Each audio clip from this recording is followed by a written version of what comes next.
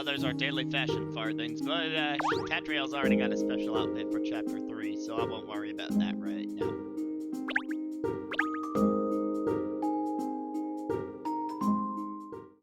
Where we left off.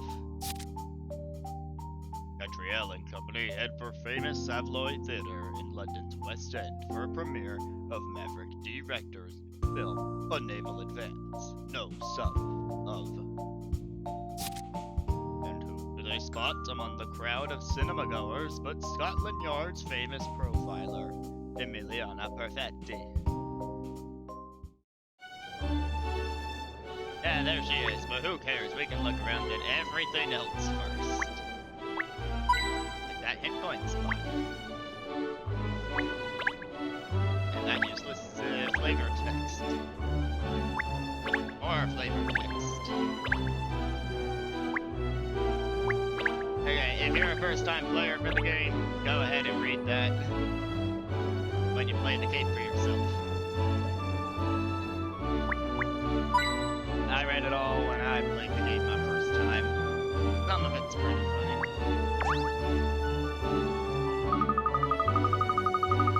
I still can't believe it. Exclusive tickets to the preview of Maverick D. Rector's latest film, and you won them! You're the best, Benji. No, you're the best. Yes, the best for believing in me and giving me the confidence to enter the prize draw in the first place. Oh, you're just the best. Your luck is the best. I'm so proud of you. You know, there's supposed to be the best kiss scene ever at the end of this film. I can't wait. But did you know the Savoy is like one of the best cinemas in the whole of London? No porkies. We have to take a photograph together outside. Yes, you will not find Ness's frenemy. Well, more like arch enemy.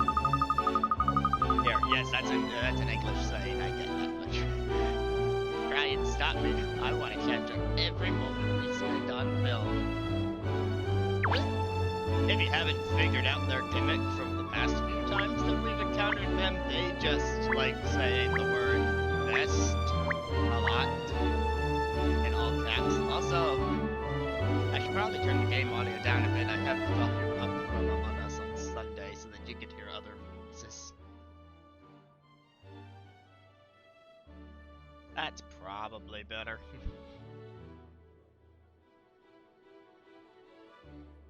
Anyway, yeah, their names are Bessie and Benji, and they have the best time. Maybe not the best dialogue, but it's supposed to be a pun. Kinda. I don't know, they really drive it home.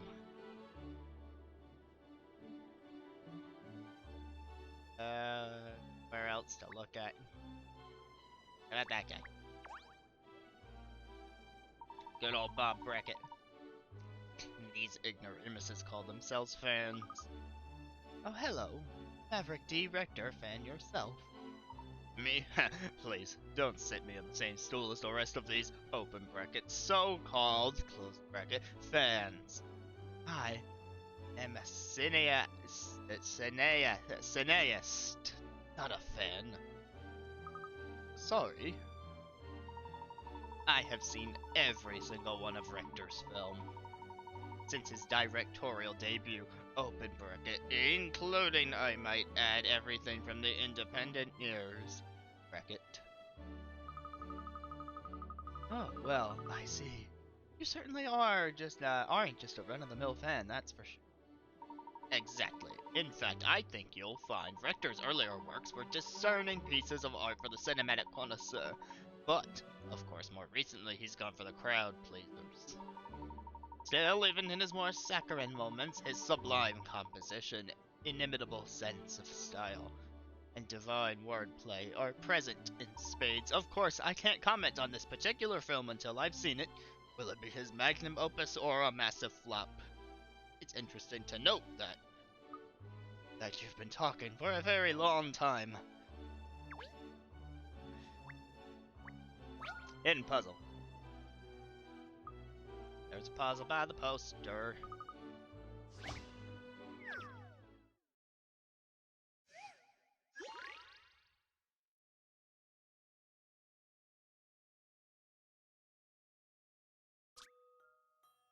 princess has been snatched away up to the evil king's castle. A knight has stepped up to rescue her. Unfortunately, the knight's beloved horse is a little skittish, so getting to the castle won't be so easy. Your horse moves like a knight in chess. You can jump over anything in the way, but you cannot land in squares with trees or poison light. Get to the evil king's castle. Yes, I know how chess works. Alright, gotta get to the castle. Oh. I could jump to the castle from here, or blah blah blah. Not from there, though, because there's a tree in the way. I definitely have to get to this spot below the poisonous bog. To get to that spot, it might be helpful if I get to this spot. Might be helpful if I get to this spot, which might be helpful. That spot, which might be helpful if I... Nope. Alright, let's just... That's back where I started. That was a waste of them.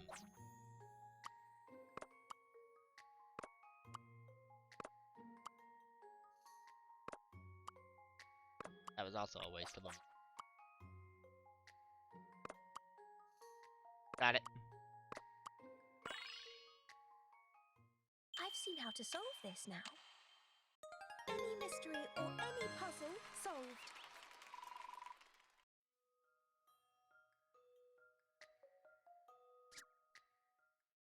Yeah, it said 6 steps was the best. I did an 8. Oh, well, I was muddling around.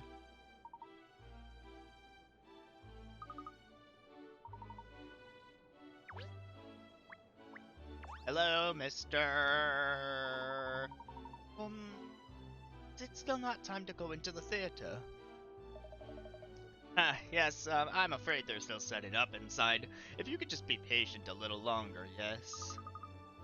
We'll just have to wait, Ernest. We could look around a little in the meantime. I mean, I guess we could, you know, talk to the person that you really wanted to talk to so bad. Good evening, Emiliana. Katrielle, what are you doing here? Ernest here won tickets to see some lovey-dovey film or other, so I decided to come along with him. But the question is, what are you doing here, Emiliana? Has there been an incident? No, I am not here on police business. I've come to see the film as well. Oh, I didn't realize you were a film buff. Well, I wouldn't describe myself as buff exactly, but I enjoy the change of pace. Profiling all day demands a huge amount of concentration. The only people here tonight are either VIPs involved in the production, regular VIPs, or they won tickets like I did. So I presume that means you entered the prize draw as well. Oh, Ben, see, I entered the prize draw, so what? That doesn't make me a film buff. I just entered the draw because I felt like it and happened to win. But that's incredible. I mean, it's such a long-anticipated release. The competition was fierce. The chances of winning were tiny. The Bandai Namco built toys.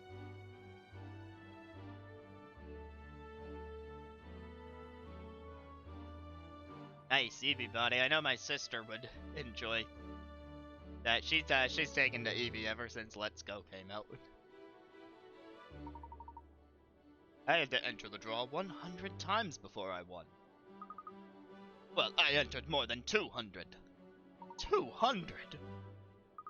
No, I mean, I am just very lucky, that's all. What? I see, I understand. Yes, it's all very clear now. You put up a pretense about not really liking film. Proof it. You're here for the durian popcorn. What? What possible evidence do you have to support such a claim? I don't even like popcorn. You still refuse to admit it. It's not true. I'm not going to stand here and argue with you all night, Katrielle. I'm going in now. Oh yes, so should we. I'll just get out our tickets. Ah, yes, hello, sir. You're having a good evening, yes? Ha, yes. This is rather delicate, sir. You see, I'm afraid that dogs are not permitted in the theater. Yes, and you see, this ticket is only valid for 2 persons. Persons usually pertaining to humans and not canines. Yes? Oh, I see. Gosh, Cheryl, I'm so sorry. It never crossed my mind to buy a ticket for you. Oh, Ernest, you'd forget your head if it wasn't screwed on. And you wouldn't? Well, there's nothing we can do about it now. I'm afraid you'll just have to wait out here until the film is over, Cheryl. Oh, sure, I'll just hang out on the street like a stray. I didn't even bring my coat. It's not even as if I can go back and wait at the office. These paws can't open doors. Fine, I'll wait here. Do me a favor and don't watch all the end credits. Good boy. We'll be back soon. Alright, Ernest, shall we? Oh, yes. What doggy deity have I upset to deserve this?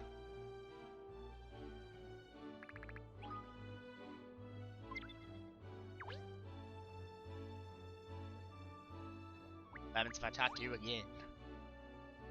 This is a rough deal.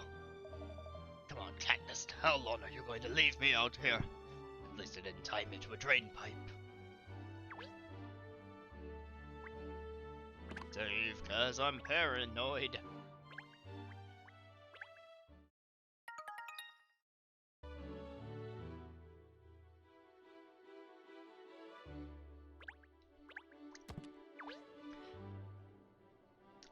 Occasionally I stumble in the pause menu to try and get out of the pause menu, because Spiritfarer has gotten me in the habit of pressing Y to go back.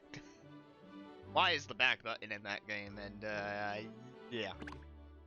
So sometimes I've been pressing Y in other games when I shouldn't be.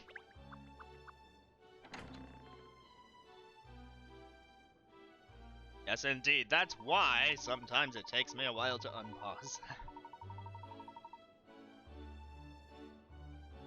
I can't believe it's upon us, Maverick Director's latest masterpiece awaits. I'm beside myself with anticipation, Miss Layton. I really am. Ernest, this no sub for love film. It's a romance story, isn't it? You've only just now worked that out. Well, yes, it is a romance, but it's so much more. Actually, you can't pigeonhole Rector's work. It transcends genres. I think you can pigeonhole his work, but we'll get into that later in the chapter. You see, Miss, Rector used to direct cult B movies. He had quite a following of die-hard fans even then. I think it must have been his attention to detail. I mean, really, he was a complete perfectionist. But he somehow never managed to appeal to Joe Public.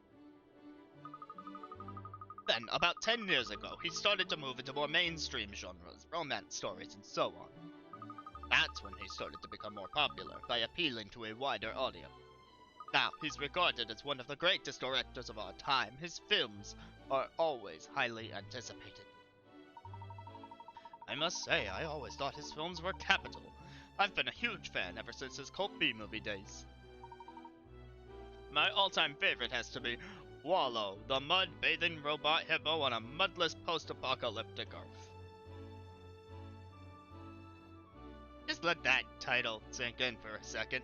I think that is somehow longer than the title of this game, which is, of course, Layton's Mystery Journey, Katrielle and the Millionaires Conspiracy Deluxe Edition.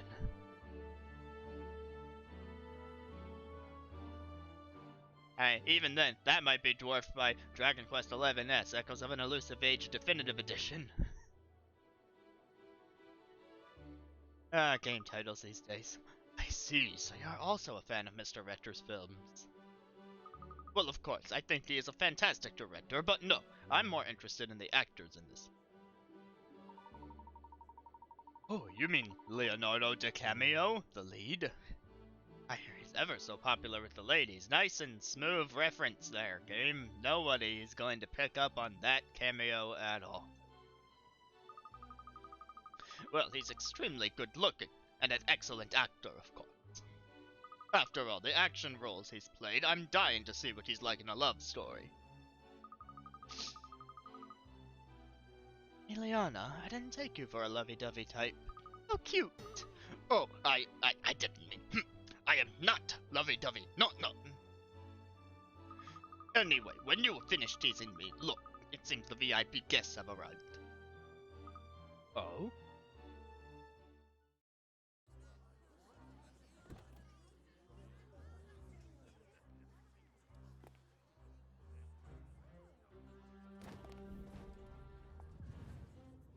Hey, look! Wow! It's the dragons! Well, London's wealthiest would be at an event like this.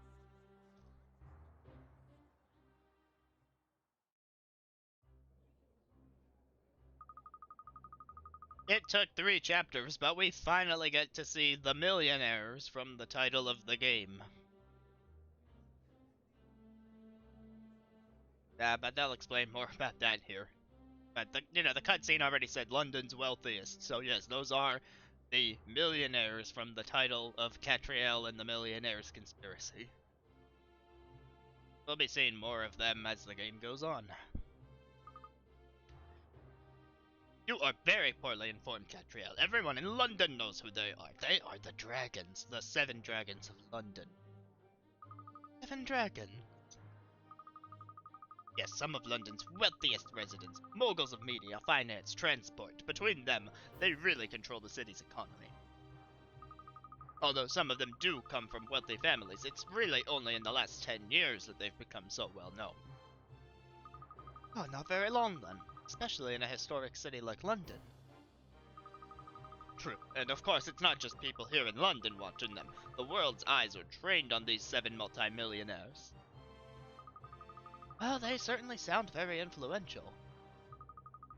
You know one of them already. Ah yes, Mayor Loanida. So she's one of the 7. Oh, we must go and say good day, Miss Layton. Yes, I think there's still time before the film starts. Go and say hello. Hello, Pepper. Good evening, Pepper. Katrielle, I wasn't expecting to see you here. Oh, well and true, films aren't my thing. I'm here for the popcorn. I don't doubt it. I didn't realize you were one of the 7 dragons of London. Oh, that's really my father's influence.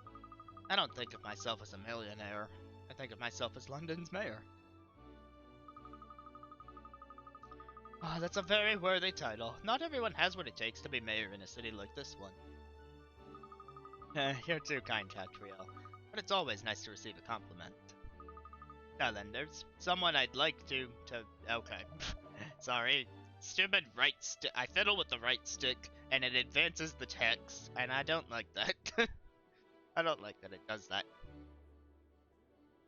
Oh, what kind of voice for this guy?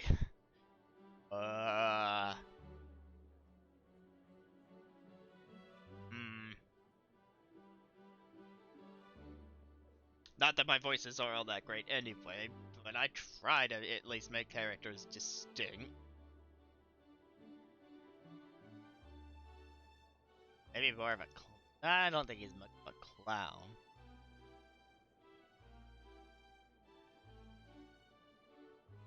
What is going to come out of my mouth? Oh.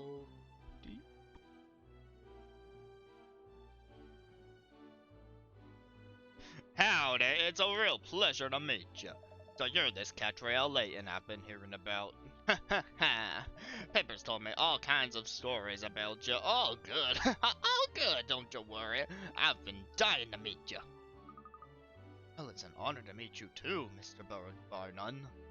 You're on the VIP guest list, I presume. Ha ha ha, VIP guest list, that's a good one. You'll be saying I want a ticket next. Oh, so in what capacity are you here then? I was under the impression you either had to win a ticket or be invited. You don't have a clue who I am, do you? Well, I'll tell you what. I'll set you a little puzzle. If you can solve it, I'll fill you in.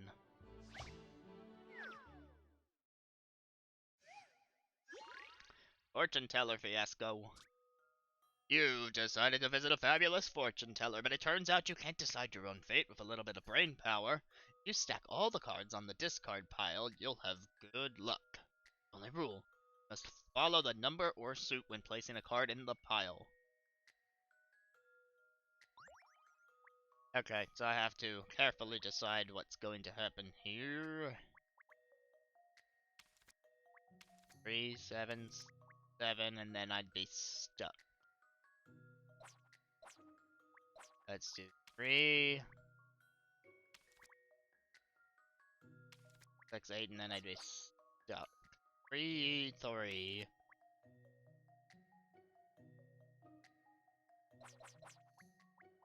I could also start with a spade. Let's start with the 8, get that out of the way. And we'll just go to the other spade. That brings us to the diamonds, and then to the 3s, and then to the 7s, and then to the 4s. It was pretty much This Uno. is an interesting one. If you can play Uno, you Any can do that mystery puzzle. or any puzzle solved.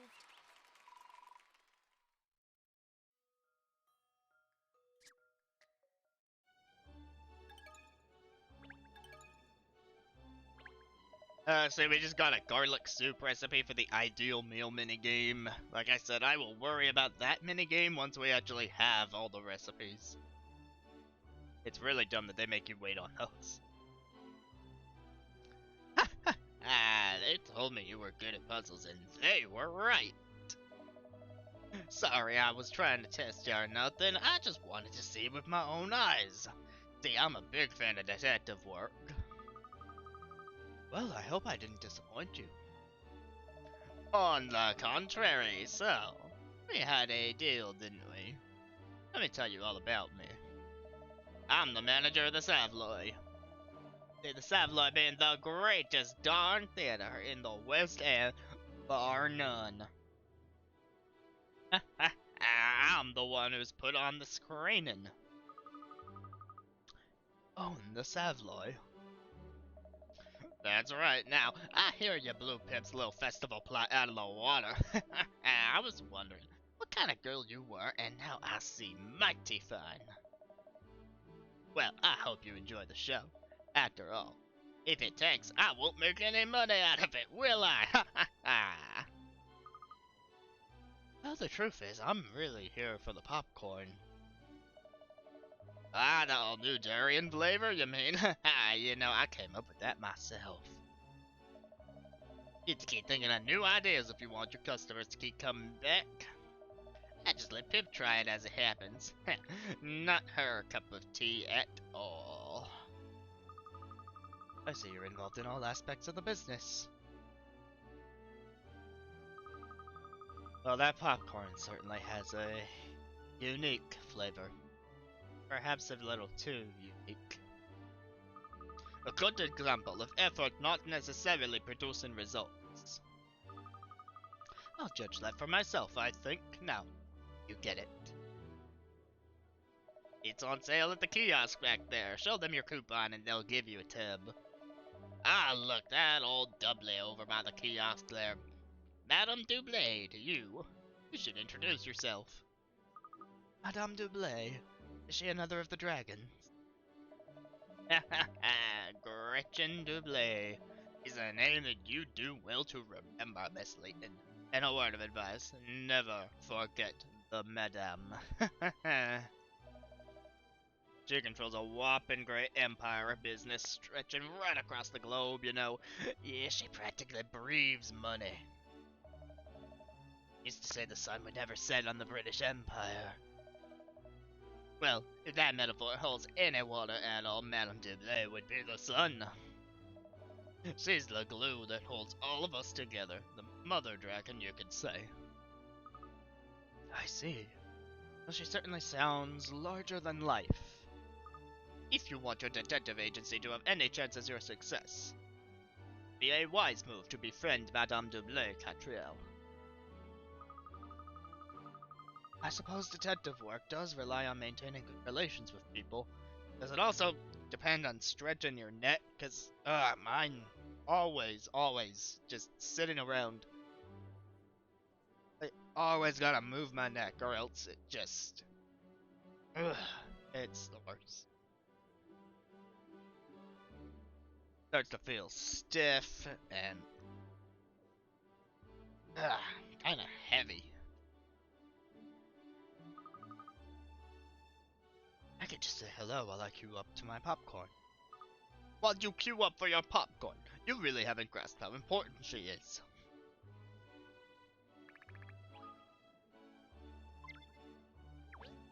Save, cause I'm paranoid.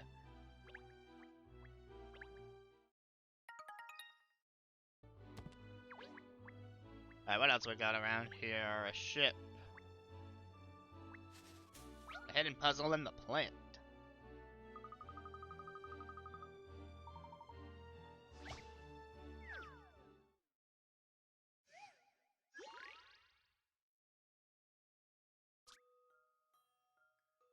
Here we have a simple child's toy that consists of 5 rows of 5 wooden poles each, of which you can thread colored beads. The little boy was counting the beads, but he's lost count. Viewed from above, from the front, and from the right side, can you work out how many red beads there are? Alright, from the top, there are 5 in the top layer. 5 in the respective top layer of thing. 4, and then probably another 9 that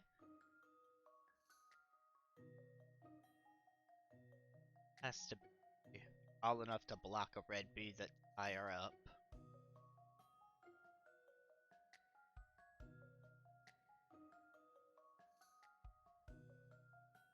So, from the front compared to from above, that means that these are the left side, and that only 1 red bead in these 2 rows combined. Then here, this, that means this up here, the back side, is the front side that they're referring to, because I'm able to see the red on top, not the black on top. Middle. That's another 2, and then there could be other red beads behind that, so we'll right side view. Check on that.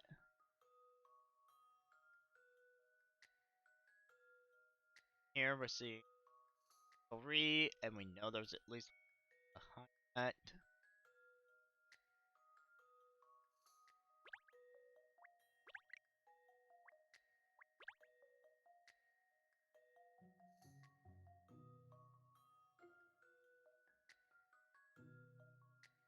Alright, that's F for front.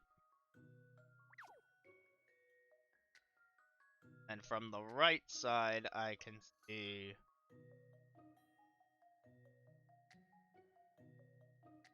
on the very left, that on the right side, that would make this the right side. I can see the red with the black on top, but no, the black's not on top, because the top view has a red above it.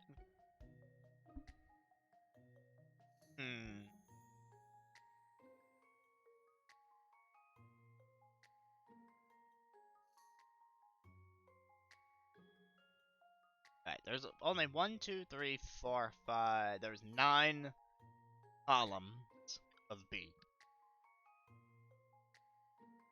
Right, and I can see 1, 2, 3, 4, 5 of those columns here in the front view, and I can see 5 columns on the right view, but not the same column. Well, some of them are the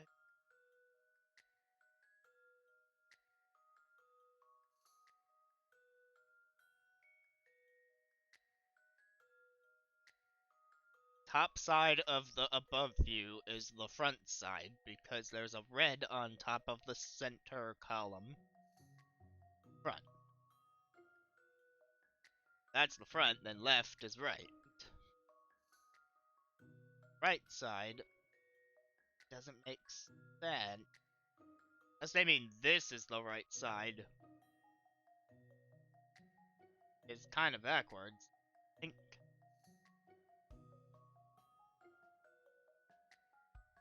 Oh, wait, okay. I know where I'm going wrong here. Where I've got the cursor right now, that column is shorter than this column, so the red bead on top is actually behind smaller column of 3 beads.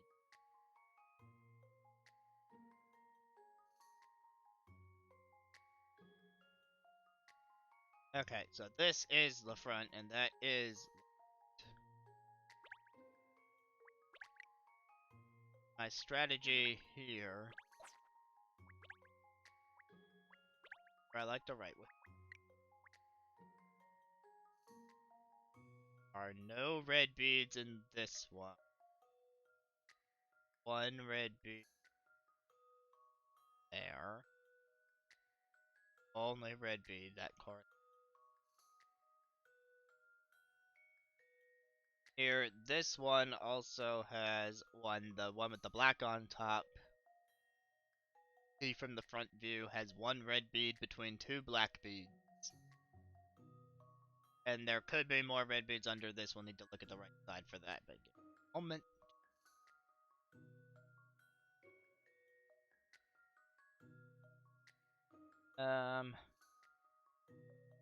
From here, I'm really gonna need the right side view for that. And this red bead is by itself.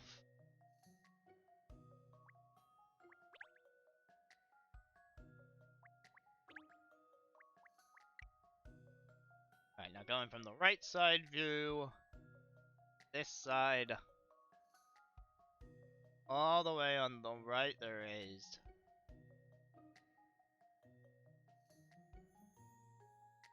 that red bead is on top of 2 black beads and 1 red bead.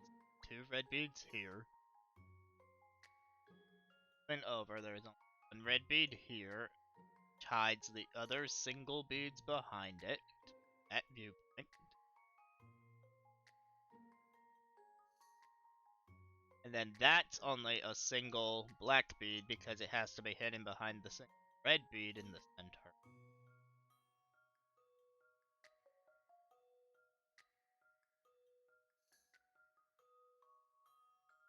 Next to that is a pile. 3 red beads on it, and it's so tall that that has to... Well, there's also no other rows that have beads in them. That's a clear 3, and then there's 1 red bead underneath the black bead at the bottom of all that. So the answer. 1, 3, plus 1 plus 1, 6, 7, 8, 9, 10.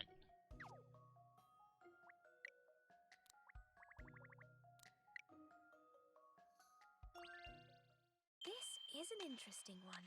What? Oh, that's not like me.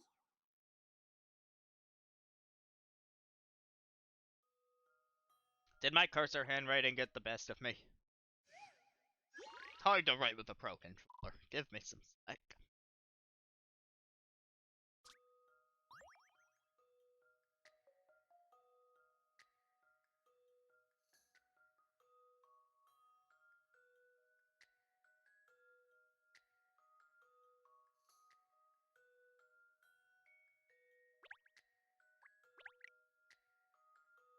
Alright, let's try that again.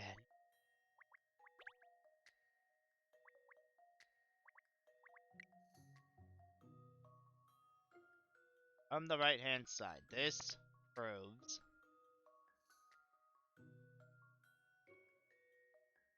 the right hand side, this here, namely these two.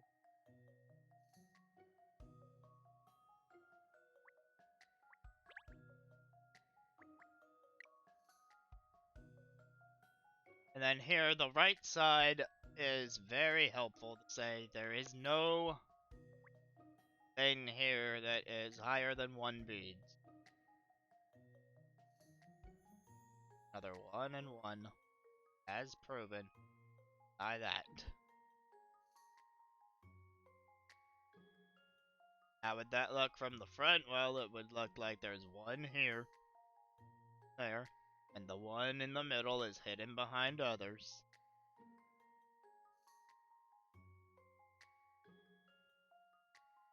Alright, rather. One here is... that.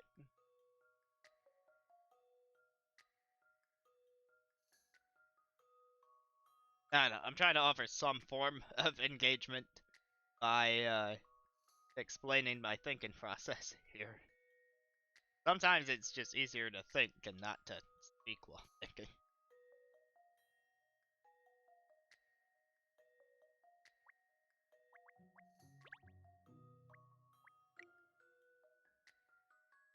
Alright, then moving to the center of the right. It is again only one bead tall. And if I can't see any other beads behind that red bead, then this is only one bead tall. So there are no red beads hiding on this part.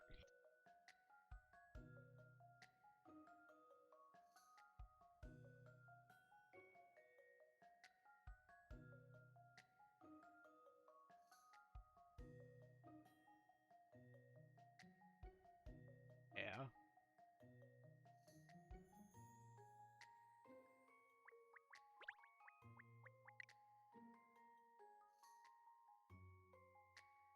Now here, from the right hand side, there are 3 red beads in this column.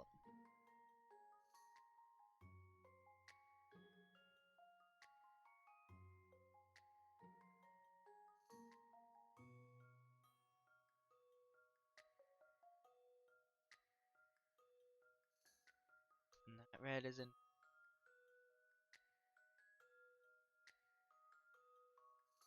This is where it gets tricky.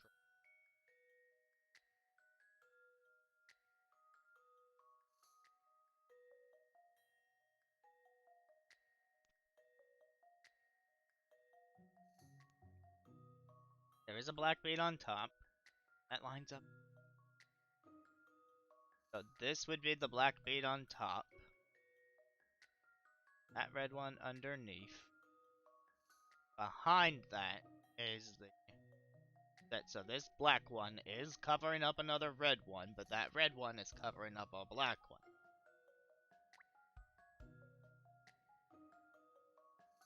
By all accounts, has one red bead.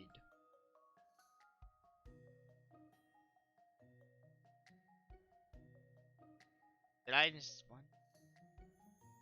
4, 7, 8... Oh, it's only 9. I entered 10 ago, it's only... I think I need to enter a 0 first.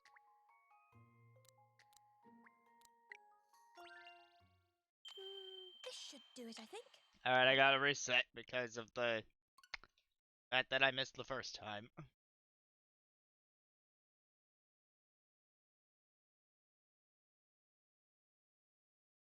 We'll just quickly find that puzzle again and type in the 9.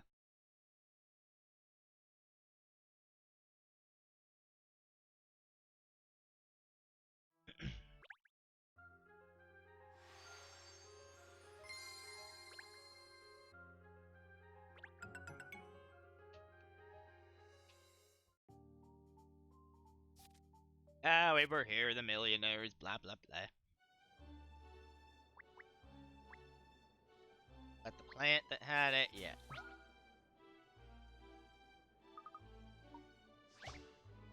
I had just saved, so really just type in the 9 and then back on track.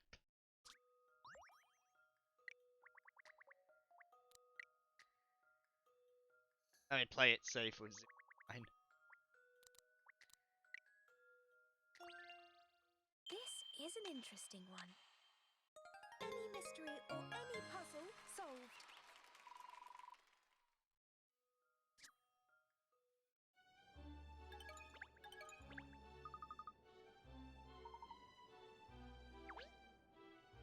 Alright, anything else worth looking at? Always check the lights if you want the money.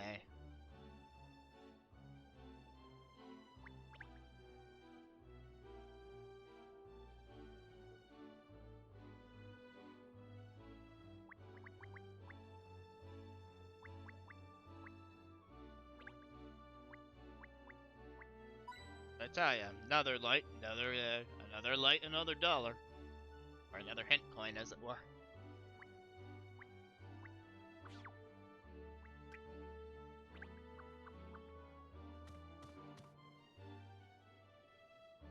The all-important snack stand.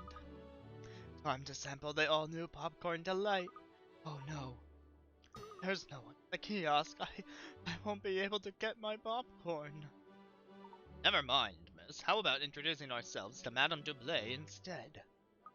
So here, and yet so far. You mustn't be down in the mouth, miss. Remember, Mr. Barnum said she could be a very useful contact. Yes, alright, let's say a quick hello then. Know which lady she is? I suspect that lady over there might be who we're looking for. Yes, I think you might be right. She certainly stands out as being affluent. Yeah, this one seems... oh no, wait, that's Madame Dublé. Save, cause I'm paranoid. Oops, didn't mean to do a third file.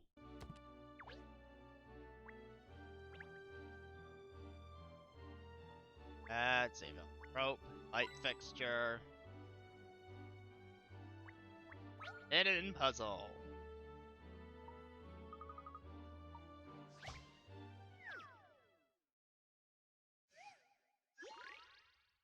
Go with the flow. Some juice vats are connected up as shown. 2 liter, 3 liter, 4 liter, and 5 liter vat. When you select the tap, juice flows in the direction on the arrow on the tap until either vat is coming from is empty or full. Divide up the juice so the 2 tanks on the left are full to the red line marks. Okay, so this one needs to have 2, and that one needs to have 1, 2. One only holds up to 2. 3. It's one of these puzzles. Classic format. Ozma, thank you for the raid. See, the raid alert works. I don't know why the follow alert does not work. But the raid one does. Just about every alert otherwise does. Oh, I could smash some pizza. I could absolutely smash some pizza. How you doing?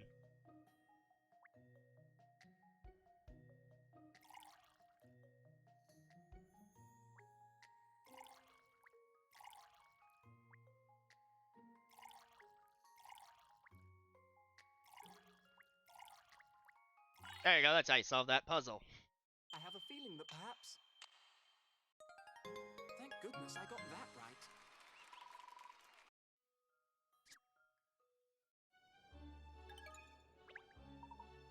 Classic bottle emptying puzzle. We're about to meet Madame Dublé, one of the 7 millionaires from the title of the game.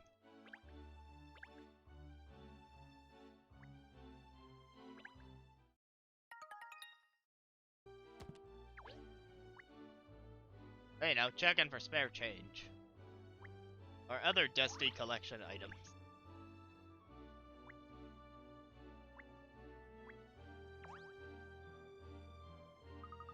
Excuse me, you wouldn't happen to be Madame Dublé, would you? Indeed I would. And you are... I'm Katrielle Layton from the Layton Detective Agency. It's a pleasure to meet you, Madam. Oh, the Layton Detective Agency, you say? Now where have I heard that name before? Ah, you must be the famous Herschel Layton's daughter, are you? How is the professor? Is he in good health? Oh? You think so? Well, no, I mean, he's very well, yes, thank you. I'll be sure to mention to him that I met you. Yes, please do. Tell him I should very much like to meet when he's next available. I wish I could. Goodness, it's nearly time for the show. I promised myself a little tipple before it begins. You'll excuse me. Well, done, Miss Layton. I think you've made an impression. Whew, I don't know, Ernest. All this hobnobbing with the rich and famous is taking its toll on my nerves. Oh, I don't believe it. Over there, look, it's Maverick D. Rector. Ladies and gentlemen, I'm Maverick D. Rector. Thank you all for coming to see the premiere of my new film.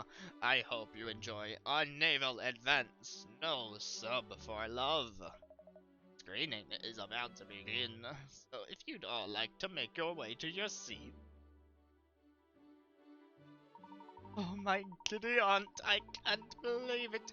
It's the real Maverick D. Rector, Miss Layton. I've never seen the real Maverick D. Rector before. You've seen the fake one? No, I didn't mean... Oh, there's no time for that. The film is about to start. Aren't you forgetting something, Ernest? First, I have to redeem this coupon for my durian popcorn. Oh, look, the kiosk attendant has returned. But what if the film starts while you're waiting? Everyone else is already inside. Quickly, miss, we must hurry.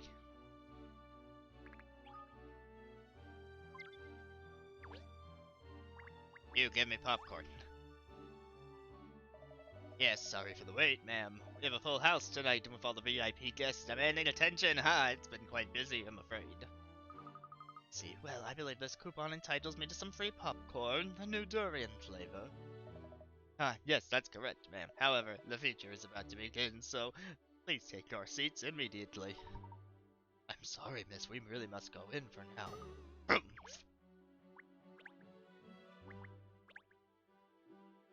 Plenty of concessions must be made.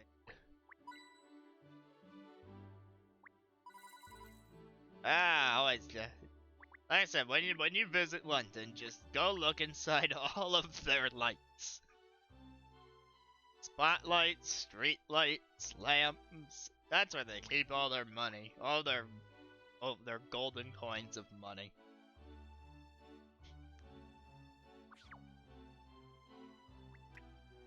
Into the auditorium.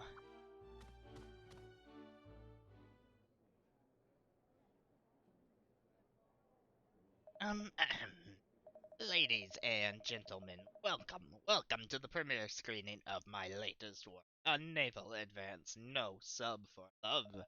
The story begins with a couple who met at a ramshackle old cinema. Anne wants to become a film director, whilst the girl nurses her dream of becoming an actress as she waits tables in a local cafe. A turn of events sees the pair on a luxury cruise ship together, and they fall more and more in love. Then something terrible happens. The ship, a relic from an ancient civilization, starts to sink into the sea. The situation is desperate. There seems to be no way out. The couple are doing everything they can to survive. Well, I think I'd better stop. I don't want to spoil your enjoyment of the story, after all. Just say I finish by saying that this film is the culmination of years of work, and marks, I believe, the pinnacle of my career. I'm sure you're all going to love it. Of course, it would never have been possible without the support of so many people. Fantastic actors, cameramen and women, sound crew, my assistant artistic directors, the editing staff, and above all, my wife, who has become a constant source of encouragement and never stops believing in me. I'd like to say an enormous thank you once again to everyone involved. Without further ado, I present to you A Naval Advance, No Sub for Love.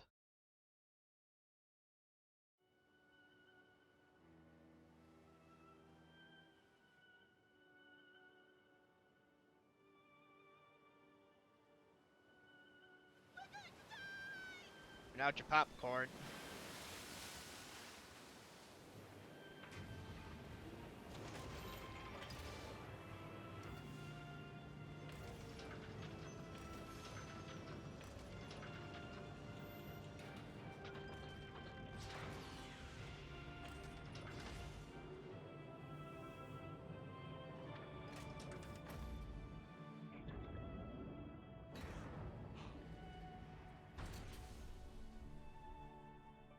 Na na na na na na na na.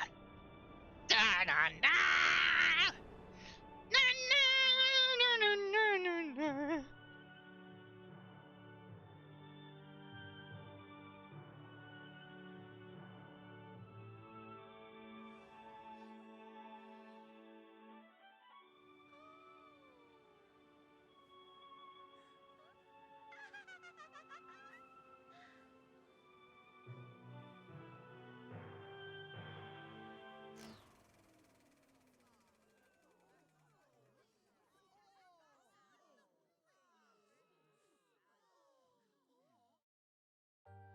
The shocked look on Ernest's face when that happens. What's going on? What happened to my film? Why is it cut there? No, this isn't right. The last scene, the kiss scene. Someone's stolen it. That's the title of the chapter, by the way, the stolen kiss. Ha ha ha ha ha ha ha. Yeah, 'cause stealing a kiss is an expression.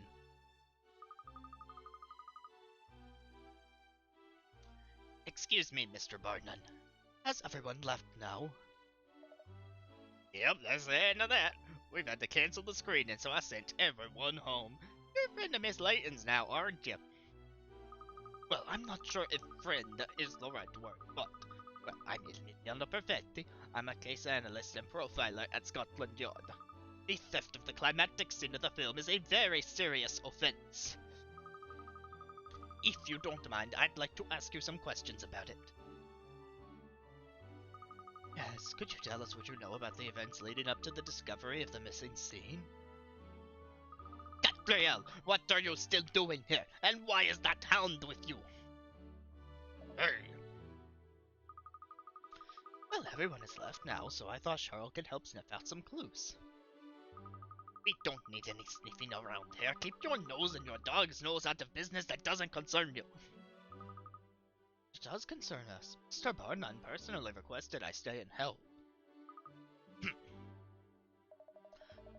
And I did. Talk about luck having a Scotland Yard officer and private eye on the scene. Anyway, I'd like to ask both of you to help figure out what happened here. Who the heck cut that scene out of the film? If anyone can solve this case, it's the woman who figured out the Riverside Festival shenanigans. Isn't that right, Katrielle? Well, I couldn't very well turn you down after that glowing praise, could I? Of course I'll stay and take on the case. Any mystery solved, that's my motto. Mr. Barnum, please. I'm more than capable of handling this case. Leave it to the experts at Scotland Yard. Now, I'm not saying I don't think you're a talented detective as well. But a little competition should make you both work harder. Vampin, you'll soon see that I'll pinpoint the truth much more quickly than the so-called detective. That's the spirit. Good luck to the both of you. Well, don't just stand around here chatting me. You better be running along and get a statement from Rector, hadn't you? Where is he now, do you know? Sure do, he's right over there. Still dumbfounded, poor guy. He put his heart and soul into that final kiss scene. So hard to understand why anyone would have done this. Hell, that's for you two ladies to figure out, isn't it? There he is, saved, cause I'm paranoid.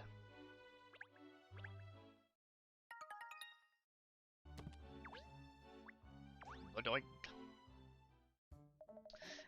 My film, my magnum opus. Please, Mr. Rector, don't worry. I will personally track down the thief responsible. No, you won't, because I'll track down whoever did it first. Very professional, ladies. It was perfect. I made every last detail perfect before I was willing to show it to the public, and now this. Surely the negatives are still available. You'll be able to put us on a reel for another screening.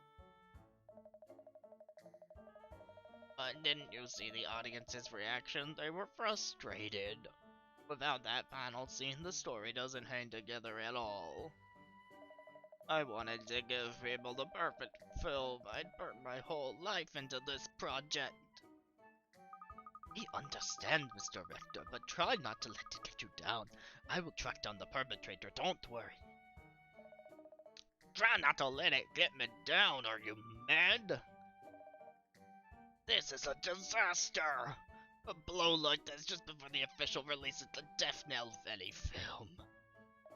And when I thought I'd get to make it to the big time, when I thought I'd get it to top studios, what am I gonna tell all my crew? Please try to calm down. Now tell me, do you have any suspicions at all about who could be responsible? Responsible for this desecration of my work? Obviously someone who doesn't like my films. How am I gonna face my crew, my wife even? They were all on tenterhooks waiting to see the audience reaction. I just want the ground to open and swallow me up. I wish I was on that submarine right now, sinking. Yes, well, thank you for your time, Mr. Ding, ding. Oh dear, he's really taking this badly. Yes, ridiculously so. So I give up. I'll try talking to him once again, once he's calmed down. Can't blame the guy for being upset. This movie was a big deal to him. And he's not the only one who's troubled by what happened either. I'm kinda sour myself. Well, yes, I'd imagine you would be. This is going to affect sales for you. I like the way you think, Missy, but it's not just that. I'm a big fan of Rector's work. I was looking forward to the whole world finally seeing what a great director he is. Now this has happened, all that talent could go to waste if we're not careful. You two ladies better get a move on and figure out what happened. If it'll help, I can give you access to anywhere in the theater. In fact, I'll just tell security to give you free reign. There's a projection box around the back. Normally it's out of bounds, but I don't mind you. We'll to investigate. The projection box. Ah, thank you, Mr. Vinon. What are we waiting for? Let's hightail it over to the projector box. Yes, I agree. We should start by investigating the film reel. Is there something wrong, Emiliana? I've come to expect irrational behavior from you, Katrielle, but really talking to your dog. Yes, it's wonderfully therapeutic. You should really try it sometime. Anyway, you coming with us to the projection box? No, I will be carrying out investigations elsewhere first. Amateurs tend to put me off, and I might miss something. You see, Katrielle, every criminal, no matter how careful, leaves a trail of telltale signs following a crime. Only a skilled profiler like myself can read them, of course, which is why I will solve this case long before you do and prove the superiority of my methods. I'll look forward to it. Don't mock me, Vapin, you'll see soon enough. I really wasn't mocking you, I am looking forward to it. Oh lord, until later, Katrielle. Just try not to disturb the scene too much, won't you?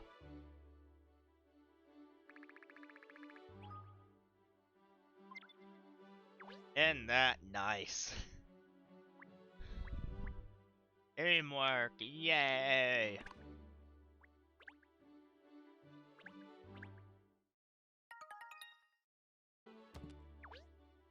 Up we go.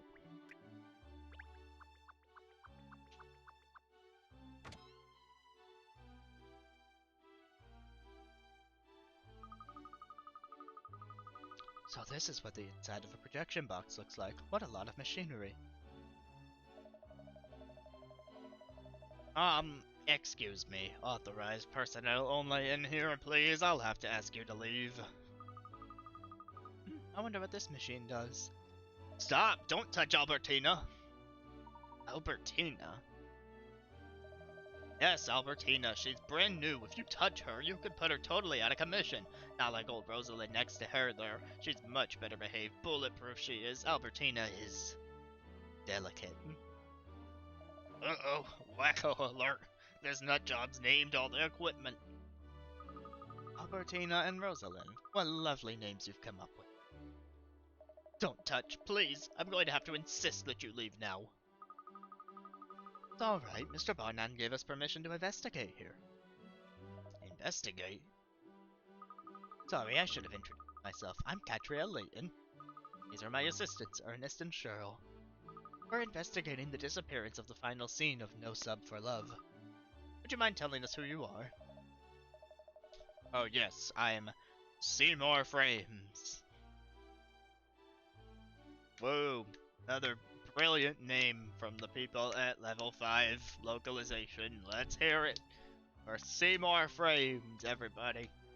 He sees the frames. In fact, he sees more of them than anyone else because he works a projector box. Woo-hoo-hoo! Woo-woo-woo-woo! Woo! Bring out the air horn. Okay, that's enough of that. He's the projectionist. What do you do? Well, miss, a projectionist is responsible for setting up the film and controlling the equipment. I must say, it sounds like a rather spiffing job. Just think of all the films you'd get to see. Don't make light of it. Being a projectionist carries huge responsibility and demands incredible attention to detail. I have to keep a constant eye on the run-in of the film, fine-tune all the machines, and make sure the projector is exactly the correct position at all times. There's never any downtime in my job. I have to spot all the motor cues and make sure I'm ready for the real changeovers as well. Golly, it all sounds awfully complicated. It is. But I wouldn't have any other job. I'm happy in here, surrounded by my machines. But people always think it's a doodle, and it's not. It sounds like he's more interested in the machines than the films. Yes, I think we need to ask Mr. Frames a few more questions. Right after we save.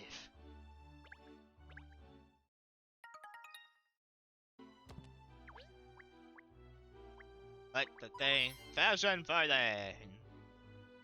Yeah, I feel good about that.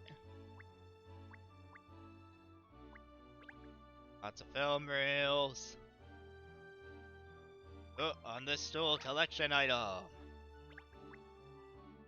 And here, story progression.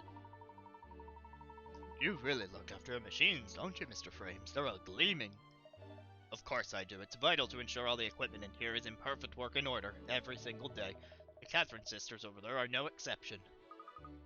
The Catherine sisters? Are you talking about that one puzzle platforming game by Square Enix? One that involves all the Catherines? Then that get remade into a full body game of some sort? I think, miss, that they're the names of the film reel. Oh, yes, I see that now. The Catherine reels. What a good name for them. You think so? I'm afraid I don't see it.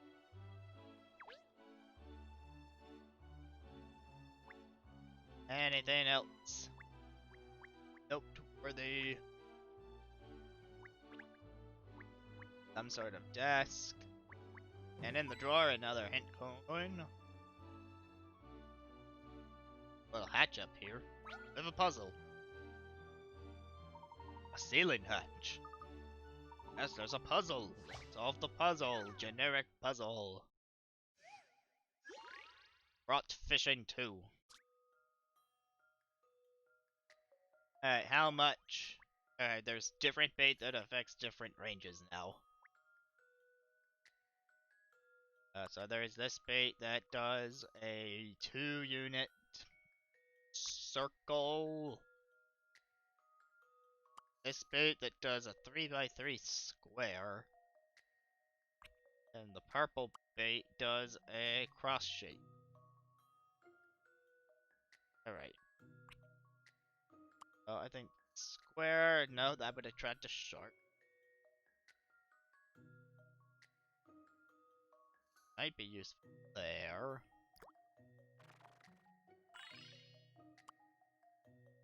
Maybe I should have, hold on. Maybe I should have just gone big. That's... That would attract most of them. Alright, I can't put it on top of a fish either.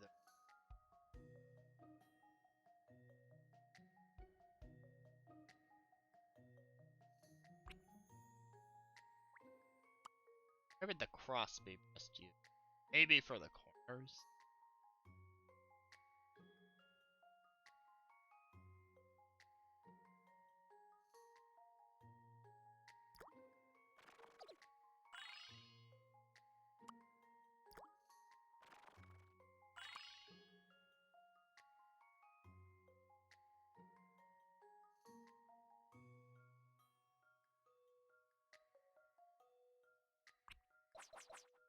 I'm gonna use a purple.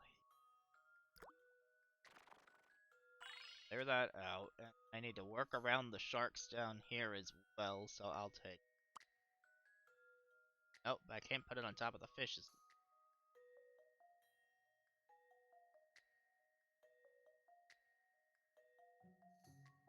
So many options here. May take a little while.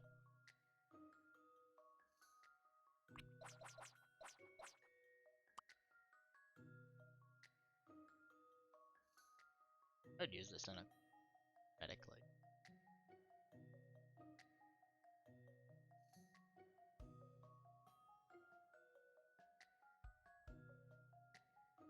Maybe get these. That. Can't use that there.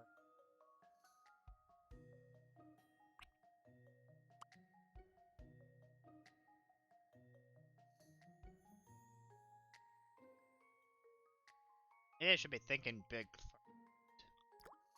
Attract like 7 different fish at once there. Oh, bait and work with.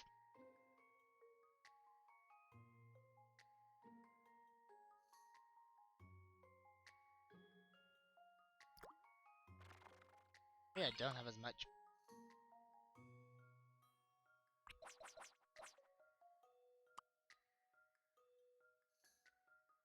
Well, that clears out that corner.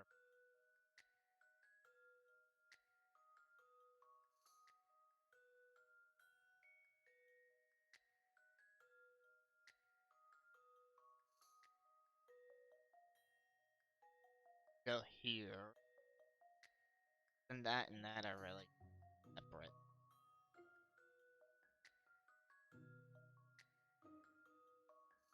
I'm gonna try there, and then... These fish are close enough together the shark won't be bothered. Cross shape will help me get these guys. Yeah, we got this now. Then I can get these adjacent ones here, and then I can use the cross shape bait on the last 2.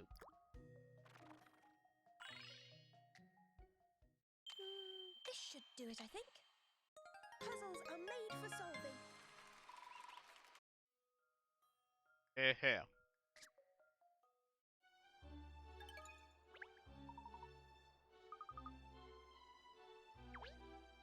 Yeah, don't worry about the hatch, it's not important. There's a door.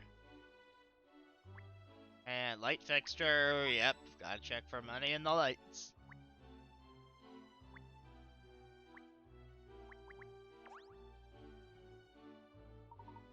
So, this one is Albertina, is it? Oh, no, that's Rosalind. Albertina's the one's next to her. To apologize. Look, it's easy to tell. Albertina's the one with the beautiful curves. Rosalind's the one with the gleaming skin. Barking. Completely barking. Of course, Albertina doesn't always listen to what you tell her. That's just part of her charm. Is it? Let's see.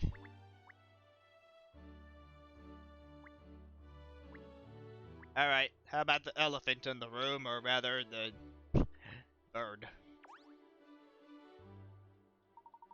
Oh, look, Miss Layton, there's a bird in this cage. It's a minor bird, I think.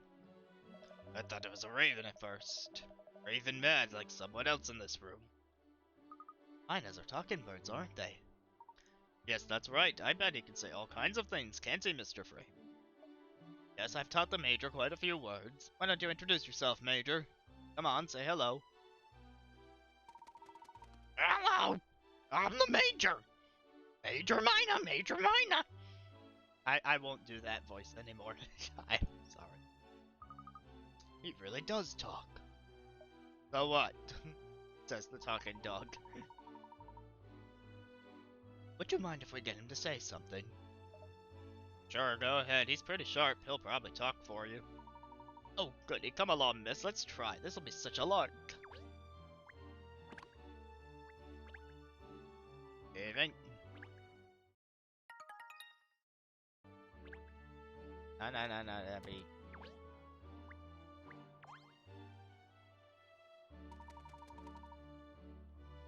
Hello! How are you? How are you? He's very polite, isn't he? Doro, why don't you try talking to him? Perhaps you'll be able to understand each other. Can you speak Swahili just because you're human? I speak dog, not bird. Ellie, you never told me that before. You never told me if you can speak Swahili. Point is, so far I've only met a few humans who can understand what I'm saying.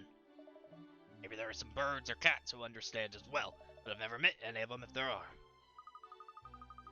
I didn't realize there were all these limitations on what you can and can't do. What a disappointment. Sure, I'm such a disappointment because a talking dog is so mundane.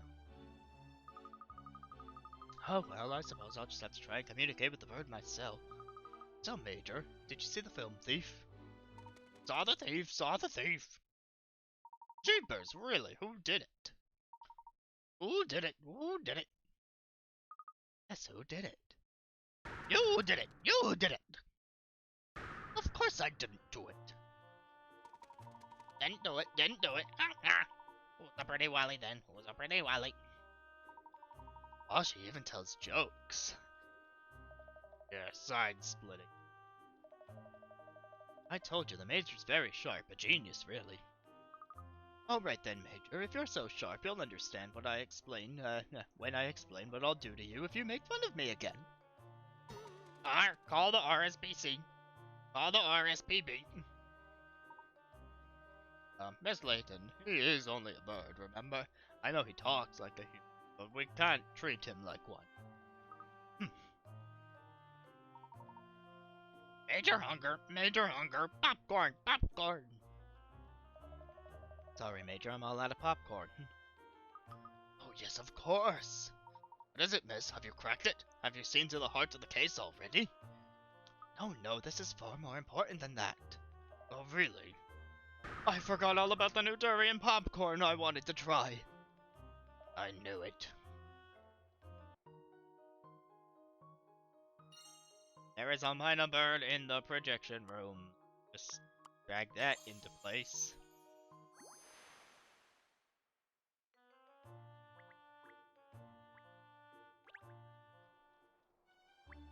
Let's talk to you again. You've got a puzzle now. Excuse me, Mr. Frames, but could you tell us what you were doing before the screening today? If you're expecting me to talk to you, you can help me solve this puzzle first. Yep, just out of nowhere, like a typical Layton NPC. Earl's favorite toy has been broken. You found all the bits, various chips and wires, but you need to work out where the circuit board in order to fix the toy.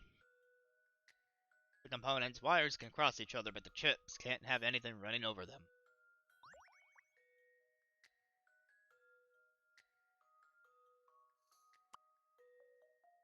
Alright, so I gotta fit them all into this board.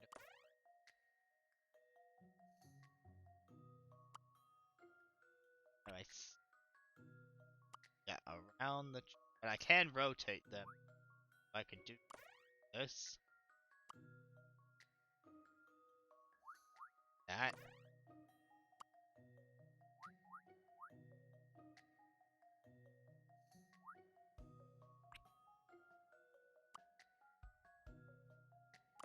The key thing is that the wires can run over each. Not the chips at the end.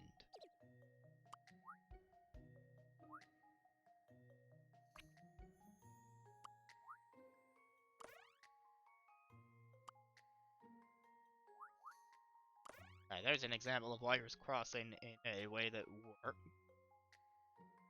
I don't have to fill every space on the grid necessarily, but I do have a feeling that I'm gonna end up doing that.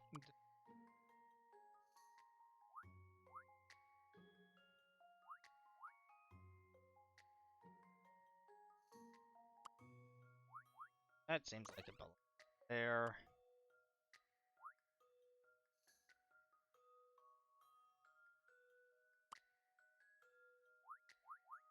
Here, and then... Hopefully I've still left myself someplace to put this.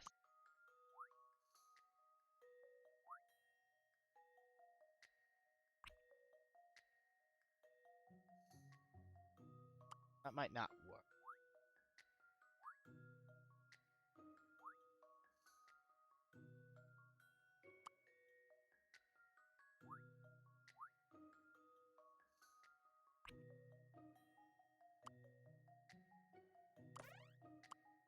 Maybe you up here.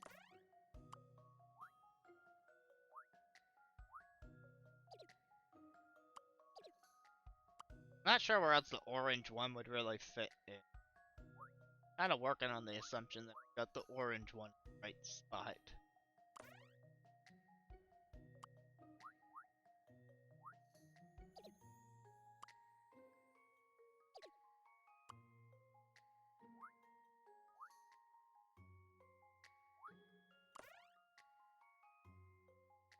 And let's check. Is there anywhere else I can put the orange one?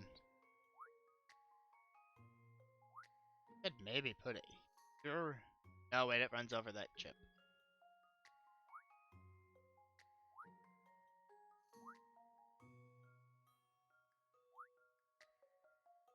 Yeah, I'm pretty sure that's the only place for the...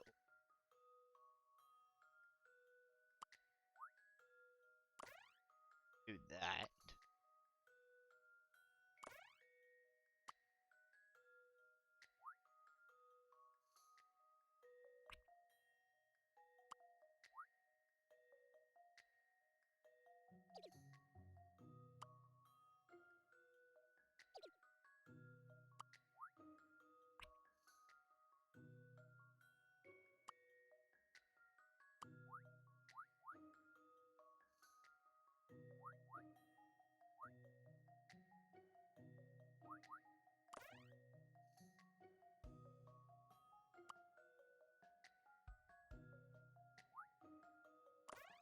Aha! I have a feeling that perhaps... That's a relief. I wasn't entirely sure.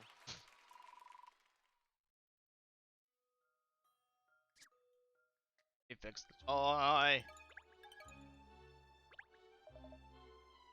So you'll talk to us now? I'd like to know what you were doing before the screening today. Fine, alright then. I was in here, of course, making sure all my machines were in tip-top working order. So you were the one who actually ran the film? Yeah, I was pretty shocked when the last reel suddenly skipped a scene. I mean, I don't care about it. It's only a film, for goodness sake. Yes, about that, Mr. Frick. Even though you work in a cinema, you give the impression you don't really like film. Obviously, it's the machines I love.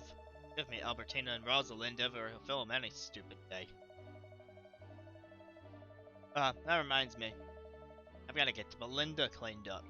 You can't let the spare equipment get dirty just because you're not using it. This chap certainly does love his machines.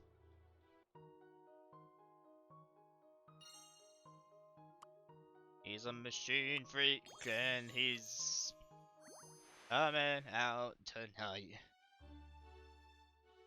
In the projection box. Well, I think that concludes our investigation of the projection box.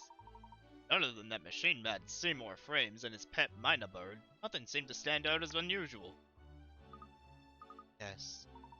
Gosh, you certainly seem to be deep in thought. Are you figuring it out with all those little gray cells of yours, as Inspector Hastings calls them? I've got it. I know exactly where we need to head to next.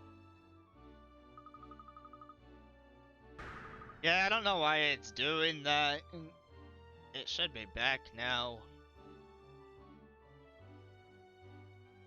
I've seen the frame rate dip to 0 a couple times, but then it's been working back, so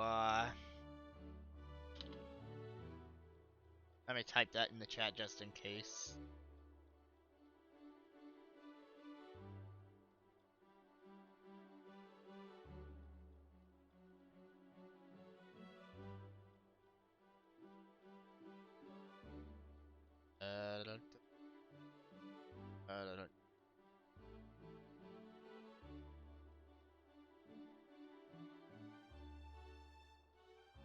Alright, we're going to the snack stand. Seriously, I refuse to leave without my free popcorn. I can practically see the little kernels of corn popping in your head. Is we have to focus on the case. The head of the Great Latent Detective Agency, with all its proud history and tradition, can't be distracted by such things. What history and tradition? She only just set up. Well, alright, but it will have a proud history and tradition if we can just get our heads off popcorn. Long way into the future. As it stands, we have no leads at all. I think we should investigate another part of the theater. Bob's got a point. Snooping before snacks. Well, if the two of you don't want to come with me, I'll go on my own. Like a dog with a bone as usual. Let's turn our attention back to the cave. Presumably, there's an editor here as well, wouldn't you think? We should see if we can interview him or her. Like think and go faster, Pinstripe. So how do we find this editor? Well, I suppose we could ask Mr. Frames. Pardon me, Mr. Frames. We'd like to talk to whoever was in charge of editing the You mean editor? He's the editing technician.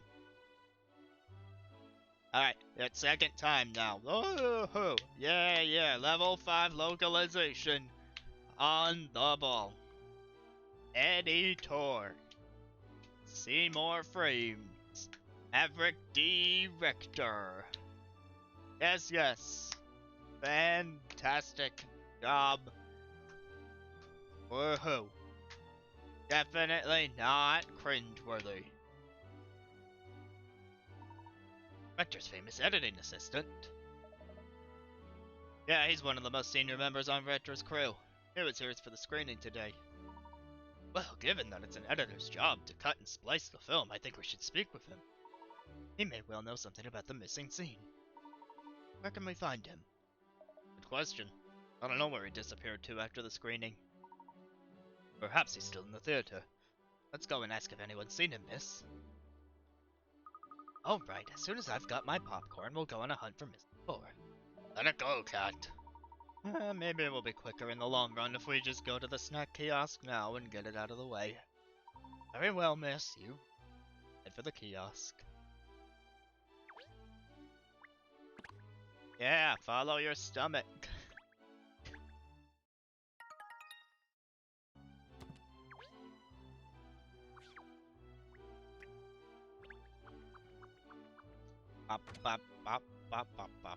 Popcorn. There's still one or two people about, even though most people have left now.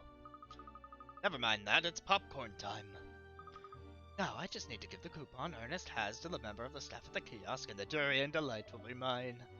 Obsessed! Let's talk to you right away. Can't keep Cat waiting any longer. Yes, what can I do for you? Oh, aren't you the chap who showed us into the theater? Hi, yes, all other staff members were individually assigned to take care of guests. So yes, we are a little short of hands for the usual running. I have to do everything myself. Greeting theater goers, showing them to their seats, manning the snack kiosk, clean. I can't be in enough places at once. Gosh, you sound awfully over. Like someone else I could mention. Answering the phone, making tea, cleaning the office, helping with investigations. Sound familiar, Pinstripes? Oh, I don't mind. I'm very proud to be able to help such an esteemed detective. Well, I'm sorry to trouble you when you're obviously busy, but I'd like some durian popcorn. Here's my coupon. Yes, of course, I'd be delighted to serve you, except I'm terribly sorry, but I can't. You see, I'm afraid the daily special popcorn is all sold out. I knew I should have come earlier. It was always going to go quick. Such a knockout flavor. Oh yeah, anyone could have predicted that. However, yes, I do have something else I could offer you. A puzzle.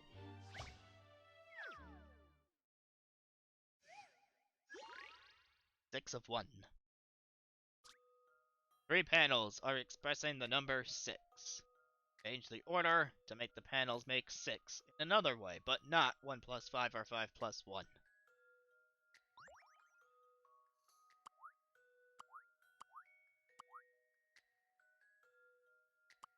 Okay, I can drag the panel and okay, it's very obvious.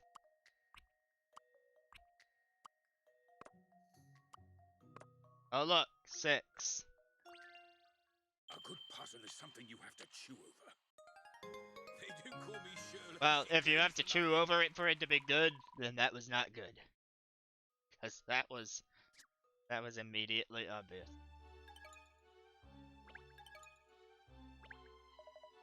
I do hope that satisfied your appetite. No, it didn't. Oh, I suppose I'll have to give up on the popcorn and get on with solving the case. Finally. Isn't it funny that until the major, you know, that minor bird, word popcorn. And we're back. Ah, yes, actually, I was the one who taught him to say that. Oh, really? Yeah, sometimes I take a snack of popcorn to the projection box. You know, I've even seen the Major out of his cage before. You mean Mr. Frames lets his bird fly free? Free flying frame bird. Ah, yes, I believe so. I mean, only sometimes, of course. Otherwise, he could get into a rather lot of trouble. And quite often the Major eats all the popcorn before Seymour gets a look. That's how the bird picked up the word popcorn in the first place. I even took a tub of durian popcorn up there earlier. And the Major had at it again. Yes, I just took my eye off him for a moment and he'd gobble every last piece. An entire tub? By Jove, that's a bird with an appetite. Oh yes, I was as surprised as you are. But I think even the Major might have overdone it that time. He seemed to give him a tummy ache. A lucky thing. I wish I could eat so much durian popcorn that my tummy ached. But I must stop pining for something I can't have. And we spoke to Mr. Tor, the editor. I was still on popcorn. I feel your pain, Cheryl, but we must find Mr. Tor now. You know where he is? Yes, I saw him just a few moments ago. He was on his way out the door. Ooh, quickly then, everyone. We have to catch him before he goes home.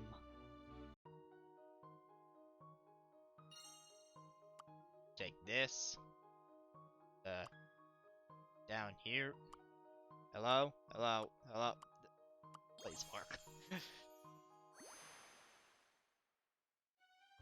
Major is sometimes allowed to fly free in the projector box and has eaten a lot of popcorn. Alright, save, cause I'm paranoid.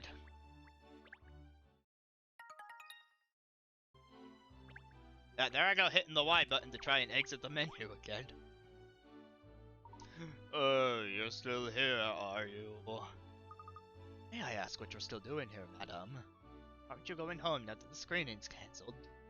Oh, goodness me, no, not before I finished my popcorn at least. That rich, buttery aroma. A deep, invasive scent of durian that wafts out from inside the tub. I've sampled dishes from all over the world. Even I find myself taken aback by this culinary masterstroke. A deep, invasive scent, really? Oh, I knew it would be amazing. I have to try it. Yeah, that's not happening. Oh, hello, Katrielle. What a terrible thing to have happened. I can't believe someone would steal the end of the film. Wait, I do have to ask, Pip. This isn't another one of your ruses, is it? No. Then why are you still here at the theater? The culprit often returns to the scene of the crime, you know. Oh no, I felt it my duty as mayor to see if there was anything I could do to help smooth things over. Ah, but we already know that you enjoy a good hullabaloo, don't we? No, no, no, no.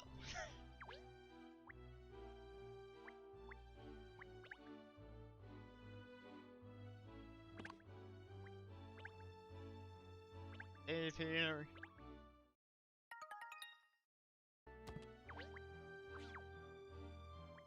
And back out to the, what you call it, the outside. All the guests have gone home now. It's deserted in the lobby and outside. But that man standing by the entrance, do you think he could be editor? We won't know unless we ask him.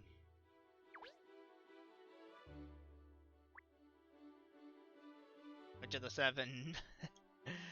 Okay. Excuse me, are you Mr. Tor? I am, and you are. I'm Katrielle Layton from the Detective Agency. You've probably heard of me. Oh. Ah, well, that's a shame. Still, you know me now, don't you? Mr. Barnum has asked me and my colleagues to investigate the case of the stolen kiss scene. We'd very much like to take a statement from you, Mr. Tor. After all, you've worked with Maverick D. Rector for many years. I'm surprised the Cage Rage has even heard of me. Alright, let's see what else you know. I bet you haven't heard of this Rector film.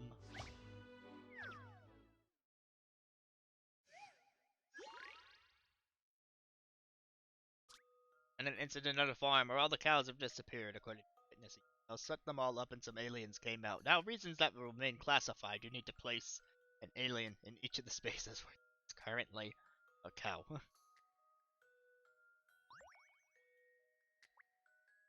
Swap it with an alien and vice versa.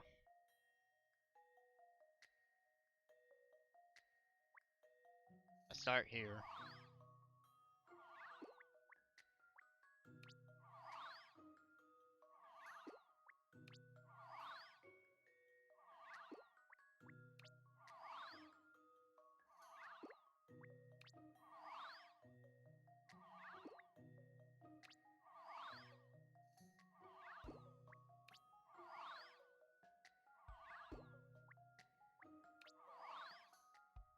Oh, okay, I get it now. Wait. I wasn't totally sure what was happening. Alright, I'll start here. I don't think it matters which one I start with, per se. I'll grab you. Alien comes out. If I grab you, then a cow comes out.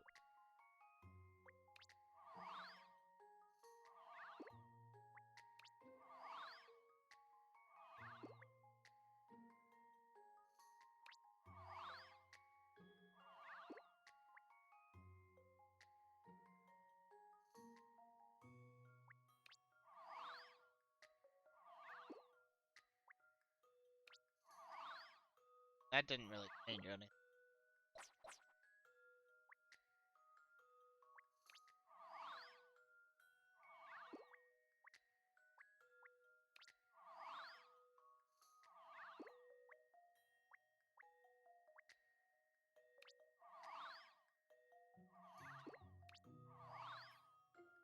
Kind of fiddling.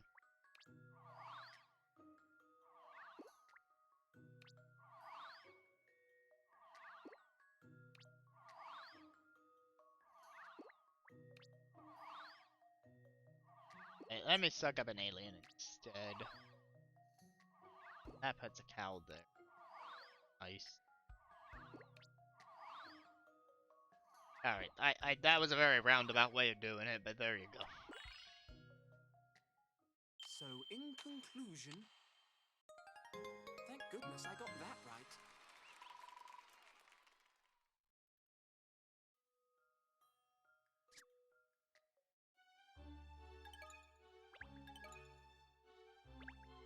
How did you find it? Not a bad action thriller, eh? Oh, I'll say, UFOs and aliens always make for a jolly good tale. I know what it is. It's the rarely seen signs, close equations of the third kind. As a math teacher, I love that joke. Alright, now I'm impressed. Hector was still a newcomer, so the film had a cast of total unknowns, and it quickly disappeared from the big screen. And the production company went bankrupt as well, so it's never been re-shown. One of the most talked about films among Rector fans. Done. You really know your stuff, kid. Okay, fire away. What do you want to ask me? Thank you, Mr. Floor. So first of all, can you confirm that you were at the screening earlier? Yeah, I was there. I wanted to see everyone's reactions to our latest film, to be honest. But then that happened. It's unbelievable. You know, I've worked closely with Maverick for a very long time now. I've never experienced something like this before. It's my job to cut Maverick's films, and my job alone. Can I ask where you were immediately before the screening today?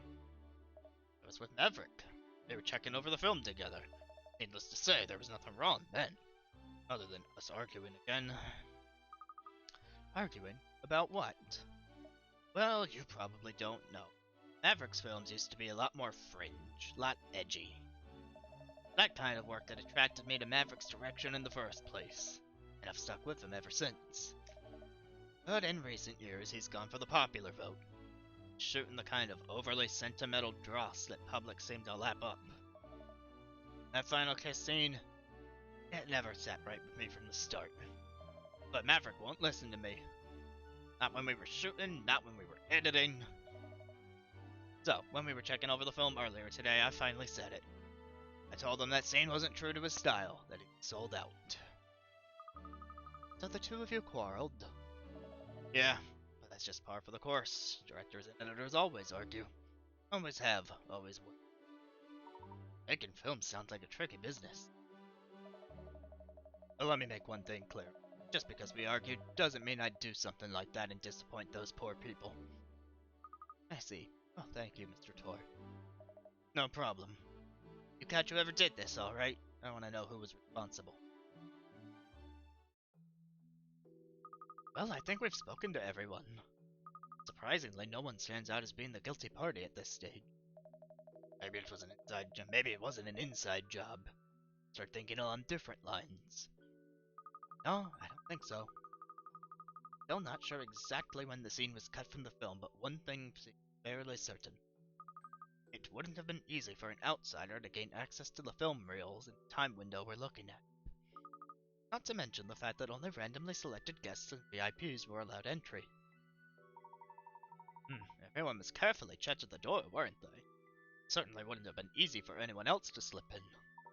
And both Rector and Tor say there was nothing wrong with the film when they checked it. So even if someone had managed to slip into the theater unnoticed, they wouldn't have been able to get to the film reels between then and the start of the screening. My thoughts exactly, Ernest. If the kiss scene was indeed stolen, it has to have been by a member of the theater staff or production team. I think you're right. Let's not forget there's someone we haven't managed to speak to properly yet. That's true. Let's find Mr. Rector and see if he can answer some questions this time. I just hope he's calmed down a little. Yes, so do I.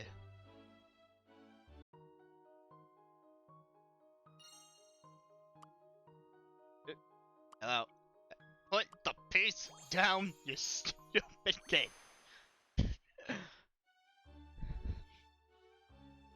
Alright, there's the bit about Maverick selling out.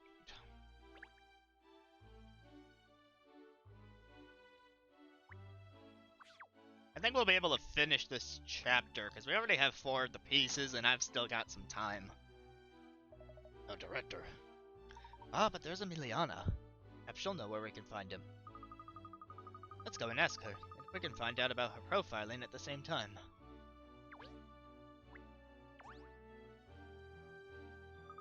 Oh, still here, pretending to do real detective work. If I were that good at pretending, I could pretend to like you. So how are you getting on? Don't be so catty. No doubt you've hit a brick wall, so you've come to see if you can glean anything from me. Not at all. I was just curious to know how your profiling was going. Very well, I'll tell you. Perhaps hearing some genuine deduction make you realize how unsophisticated your own efforts are. A taste of cutting-edge profiling work shall do wonders for your future investigation. You know, this lady always makes me want to scratch. Be quiet, Hound. Don't interrupt me with your meaningless yapping. Yeah, bow wow, as in, bow wow, you're annoying. So, having spoken to everyone involved, I've built up a detailed profile of the case. The only person who was unhappy about the final kiss scene was the editor. But he's the only one with motive. I had complained to the director that the kiss scene was inappropriate for the film. However, Tor has an alibi.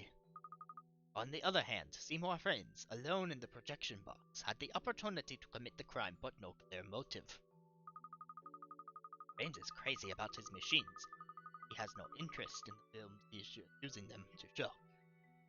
Therefore, he had no reason to commit the crime. The logical conclusion of all this is that the real culprit is someone else.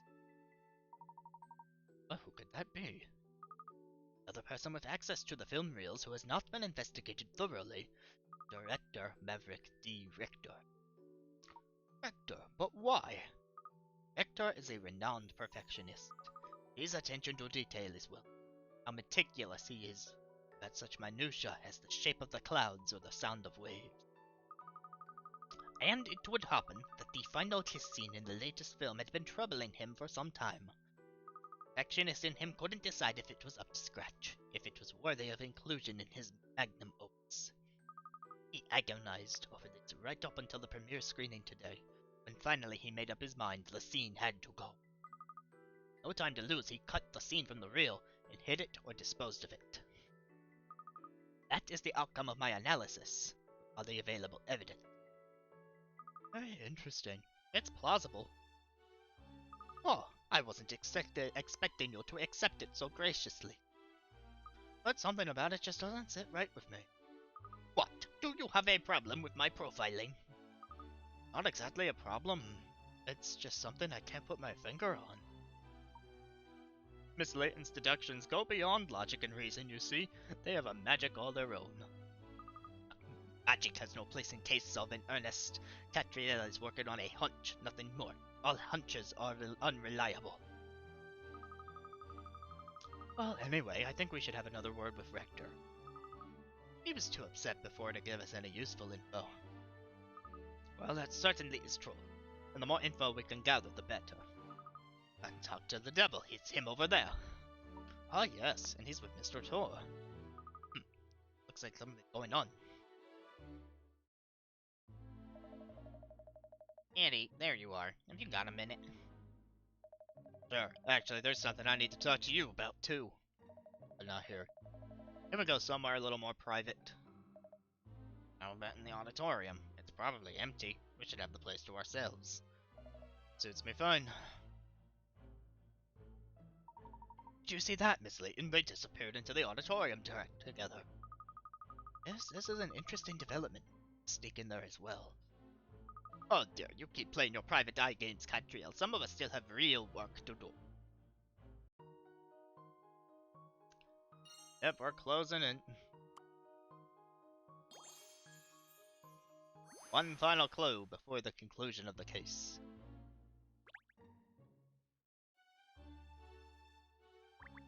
You got anything new to say? This is your time to shine now, Katrielle. Let's see what you're made of. Save again, because that was a lot of dialogue and I keep accidentally filling new files.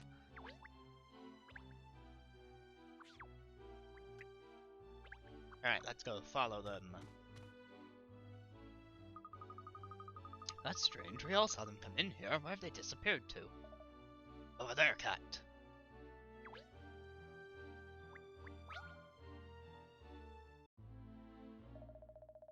Alright then, Eddie. Why don't you just admit it? You're the one who got that scene, aren't you? You never liked it. You had a problem with it from the first day of shooting. And you knew that. You refused to cut it yourself, you stubborn fool. Who's the director here? Me. I am.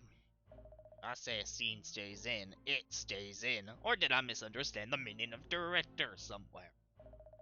You've got a problem with the way I make decisions, and this partnership is over. As of now. It's over, you say. Oh, Maverick, you've done it now. Please, let's all calm down and try to talk about this rationally. Oh, where did you spring from, Miss Layton? Never mind that now. Just take some deep breaths and calm yourselves. In, and out some more. And a little bit more. That's it, keep. Are you trying to kill me? Of course not. I'm a detective. I much prefer investigating murders to committing them. Anyway, it's clear that you two have some unresolved issues.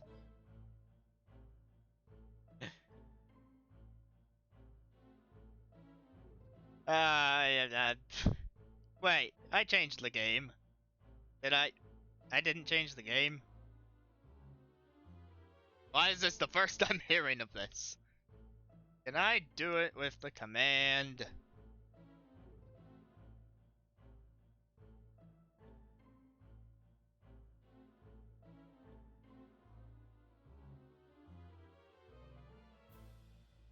I'm gonna try that. Hey, it worked. I can't believe it worked.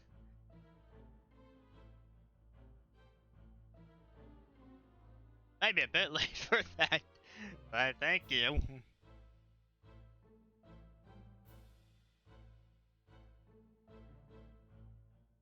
Seems like a little more than letting off steam. The end of your partnership. This know-it-all thinks he's God's gift of romance films, but his love scenes have always been a total disaster. It's only my editing that saved them all these years. It's thanks to me he's produced so many hits. What does that mean editing to him now? Not a jot.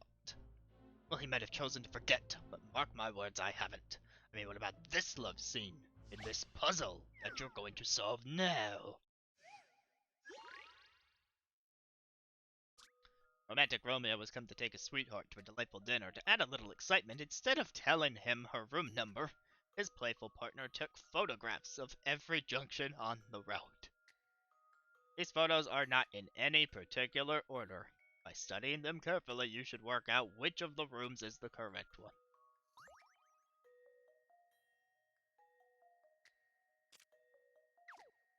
Oh, sweet, I can go back and forth between. So, I am here. Where are they? Fire extinguisher at this first junction. Oh, sweet, that's the first junction. I hit 4 other junctions on the way to the room.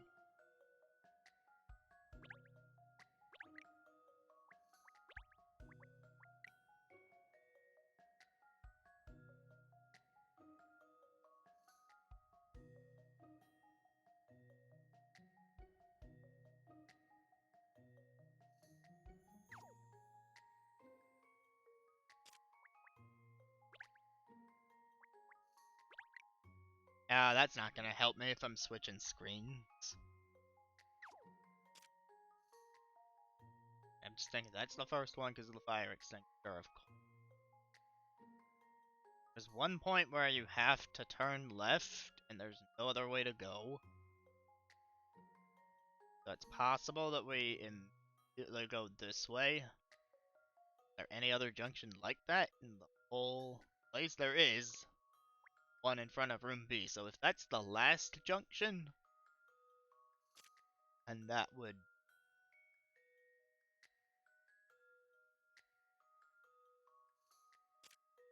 It would also mean I'd have to hit a T intersection. That top right photo. I would, if I was on my way to room B, I'd hit that. That left turn. The other 3 would all be... Would they all be? Oh, but here's the thing. That bottom left photo shows the wall on the right. If I turn to the left to go towards room B, that wall would have been on the left.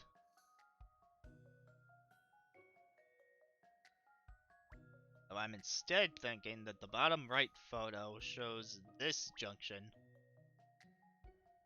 That's gonna lead to another 4-way junction.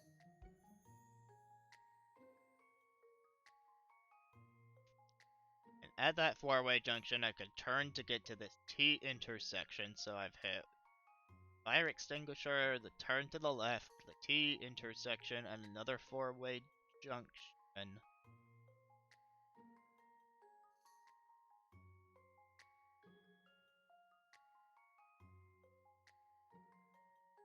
Yeah, this one's a trip. Okay.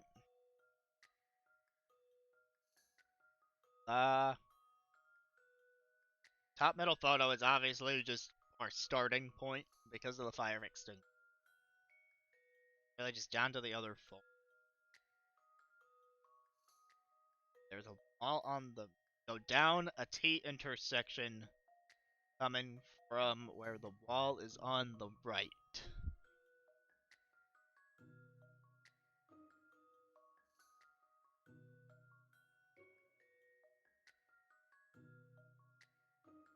I also have to assume that you're taking the most efficient route here because I could see a thing where you loop around a bit. But no, you only hit 5 intersections total. I don't think that leaves enough room to loop around. Right, that bottom left photo does a lot.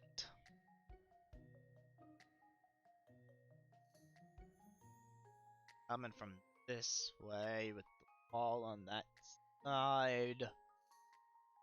Or that I'm coming from that way with the wall on that side.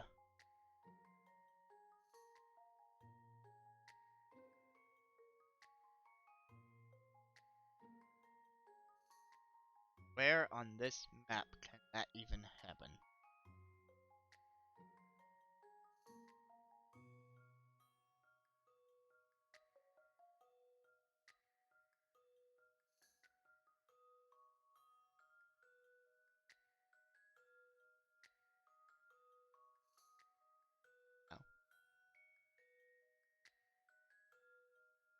5?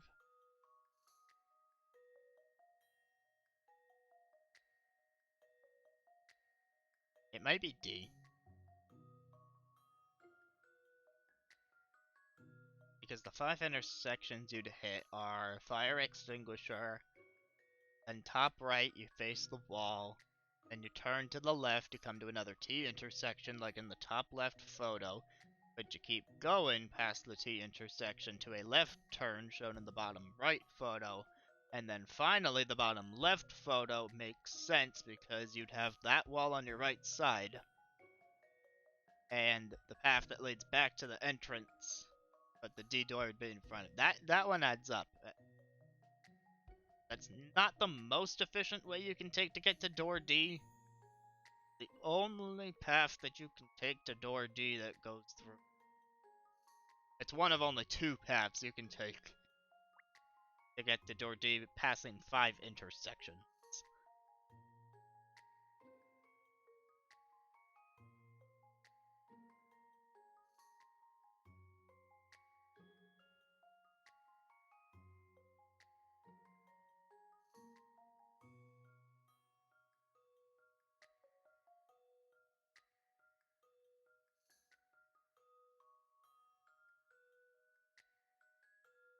Door C is completely out of the question because there's no right turn.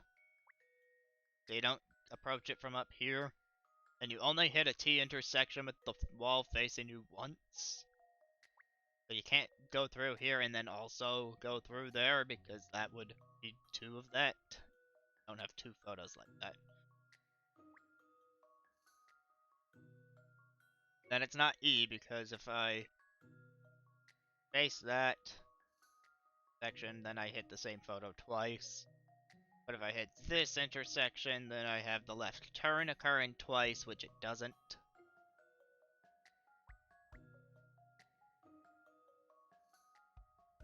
I'm just gonna lock in D, and if I'm wrong, we reset. This should do it, I think. And that's how it's done.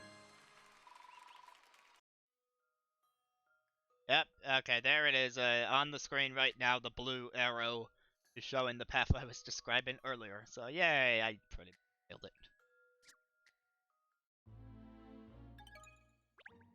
Well, I didn't think you'd solve that one.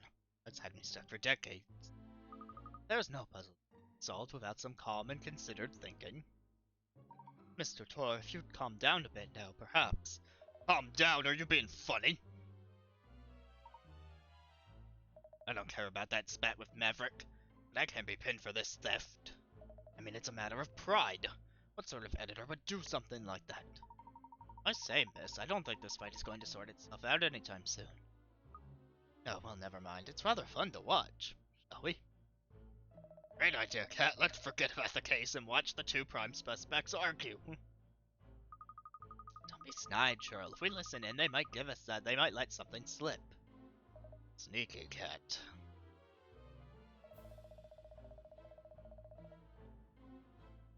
Pride. Pride. That's more important to you than honoring the decisions made by the director. Cutting scenes you were never asked to cut. For the last time, I did not steal that kiss scene. And you know I would never cut a film unless you gave me the go-ahead.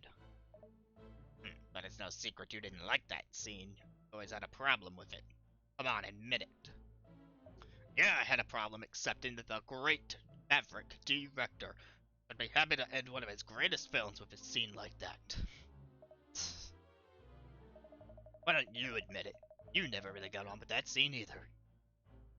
Yes, I did. I was perfectly happy with it. So you're willing to compromise on quality these days. You make me sick. But you know what makes me more sick? The fact that someone other than me cut one of your films. Alright then, Eddie. If it wasn't you, then who was it? If you ask me, it was you. Listening to your conscience before it got corrupted by fame. How dare you? Back in the old days, you wouldn't have stopped shooting until you got a scene you were 100% happy with. Now, those days are gone. Yes, the days when I made my films milk money. Look, if I've changed my directing style, it's for you and the rest of the crew. And we're grateful for that. We all appreciate actually getting paid, don't get me wrong. Does that mean you have to make such huge compromises? And you can't be true to your normal self? I know I said your love scenes were rubbish, but the truth is, you've shot some good stuff in the past. That was a long time now. Anyway, Eddie, being too idealistic doesn't pay the bills, does it? That's the bottom line. Fine. That's your take on it. There's nothing more to say. Bye, Maverick. Yikes, that didn't end well, did it? Locked out. Our chance to get some important information out of Mr. Rector. Mr. Rector, I'd like to ask you a few more questions. I'm not really in the mood, but alright. That was a rather heated argument you and Mr. Tor just had. Such disagreements a regular occurrence. Eddie and I have been a team for a very long time, since long before I made it. We've had more than a few fights over the years, yes. Back in the early days, we used to have blazing rows about production issues. Still, it's never gone this far. Never talked about going our separate ways. Yes, well, one low word adds another, as they say. Said things you didn't mean. I'm sure an apology will go a long way to fixing things. Eddie, I'm not so sure. I hear you. A lot less mainstream. Is that right? That's going back a bit now. Anyway, it wasn't like I was trying to shoot fringe films. That's how it worked out. People took my material, it wasn't everyone. I didn't really like my old work. Now I'm making films that people actually want to watch. He's not happy about it. You know, he's always pressing me to that last scene in Dub for Love right from the start. Yes, he told me. He said he didn't believe it was true to your style. Not true to my style, huh? Sounds so simple. Truth is, I don't even know what my style is anymore. It's just typical old Liddy, though. He never had any hesitation in telling me what was wrong. Sometimes it makes me so mad. But I have to admit it, he's usually right. Oh, who am I kidding? He's right this time, too. I mean about the stolen scene. I just wanted it to be real. Wanted to shoot a kiss that looked like it was genuinely from the heart, not just two actors. Somehow I couldn't get it right. In the old days, I wouldn't have given up. I'd have kept shooting until I got the result. Why didn't you do that this time, then? Done. I wouldn't expect you to understand. Fact is, as you get older, you lose that drive you had. Oh, you're quite right. That's not something I can relate. Sounds rather sad, to be honest. So you're telling us that Mr. Tor couldn't accept the scene you shot? That he cut it from the film without your permission? Yes, that's his job after all, cutting film. Very good at it. I can't really say I blame him. My fault. Might be the strange request after everything that's happened, Miss... Did you try to keep this quiet?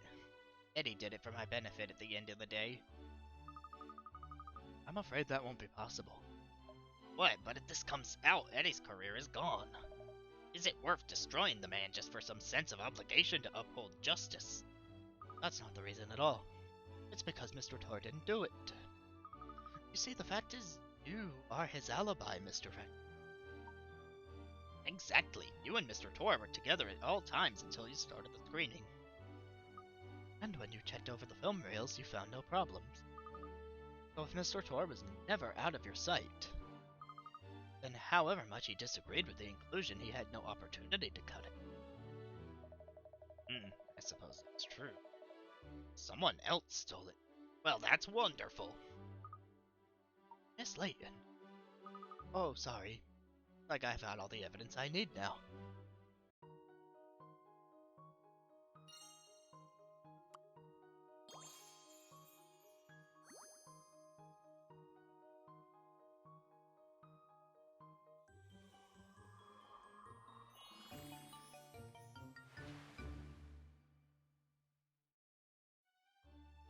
Alright, one last quick overview of the clues.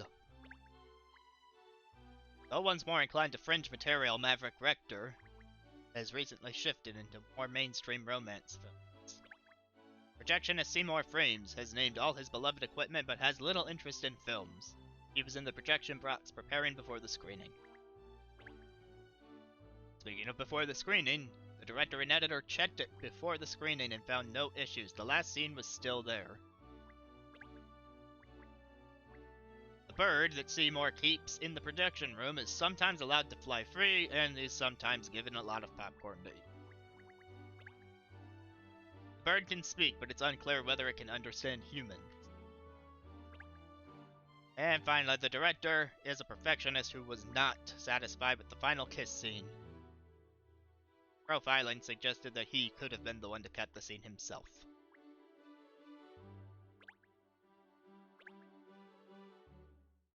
Of course, yes, it all makes sense now.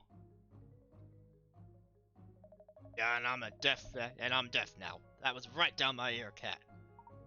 Miss Layton, have you solved it? Yes, Ernest, I believe I have. Just as every film has a final scene, every case has a truth to glean. And now I've uncovered both. Oh, well done, Miss Layton. Brava! And what a spiffing verse that was. You didn't hesitate with that rhyme at all. Ernest, summon the suspects. Gladly, miss.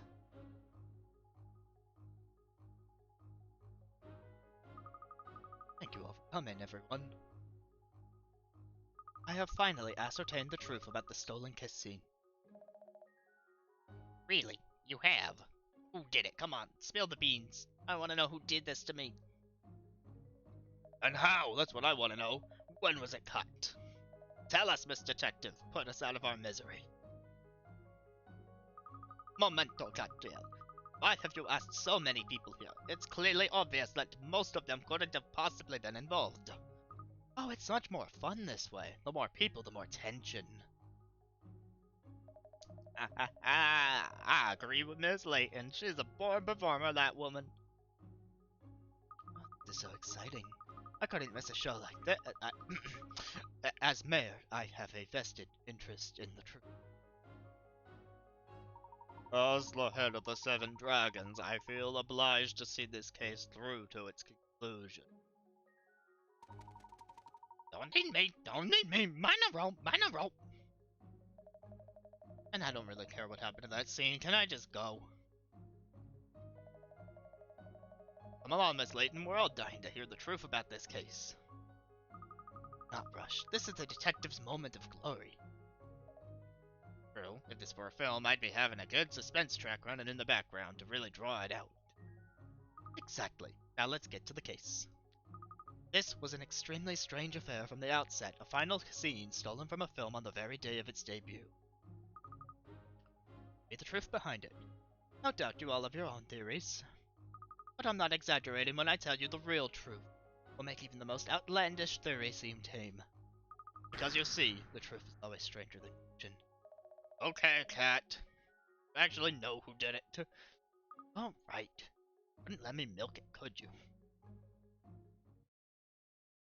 If I had to identify one culprit in this case, it would be you over there!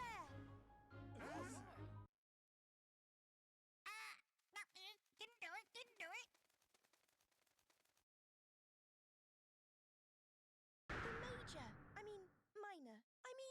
Major Minor!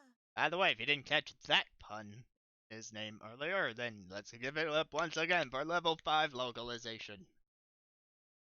When the reels were being switched during the screening, you did a Major Minor poo on the film. Let's just let that sink in for a moment. All leading up to a shit joke. A poo? Yeah. And his poo hit the all-important kiss scene. Is that it? This is where Layton has gone ever since Herschel retired.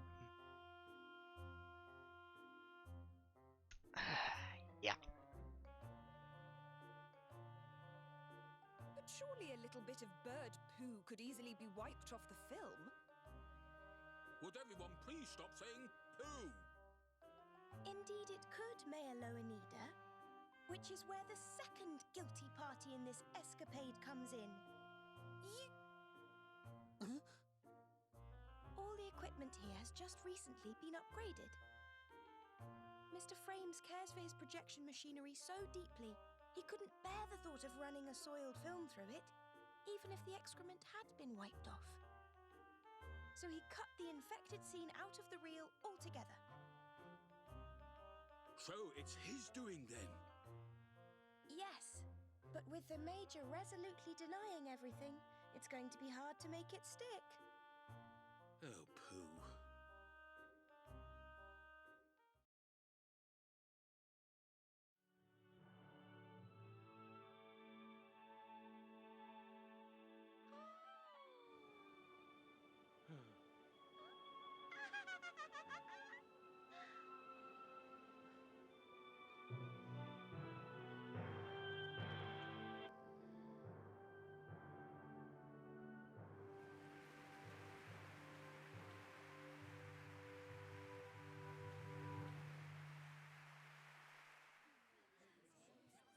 Great film. I loved it. Where did that kiss scene come from? Apparently, Mr. Rector.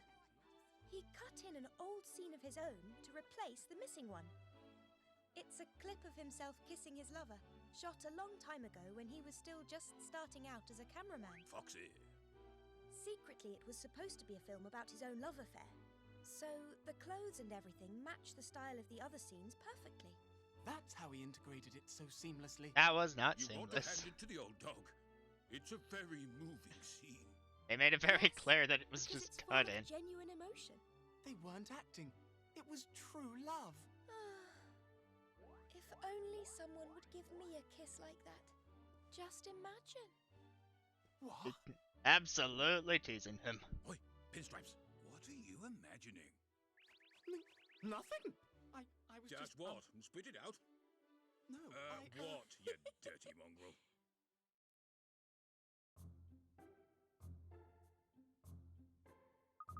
Naval Advance No Sub for Love was a hit at the box office. Now Director is currently working on a new, albeit not too mainstream film.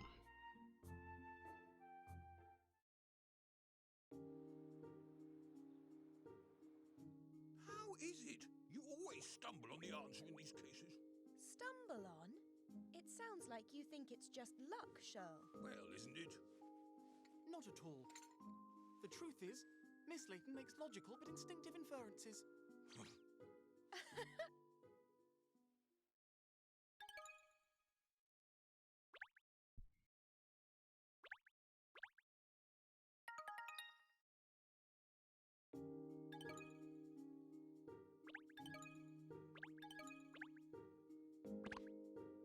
Our next case is on the billboard for us to tackle next time. Let's wrap up today by just watching this little epilogue scene.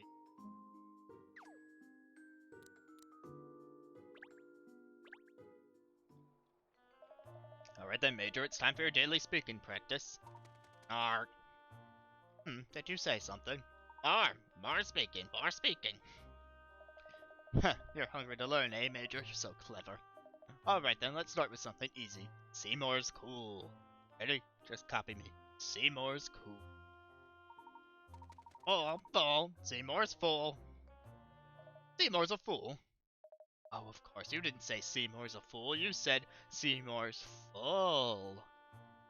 Ah, you really are a genius. How did you know I ate too many sandwiches for lunch? I can't believe the things you know how to say.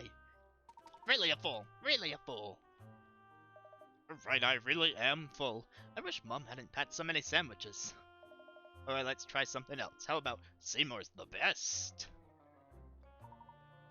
Seymour's a pest. Seymour's a pest. Seymour's a pest. Oh, I misheard you. I thought you said Seymour's a pest, but you actually said Seymour. Rest. Don't worry, my eyes just look like this. Everyone's always telling me I need more sleep, but I'm fine, really. Really a fool. Really a fool.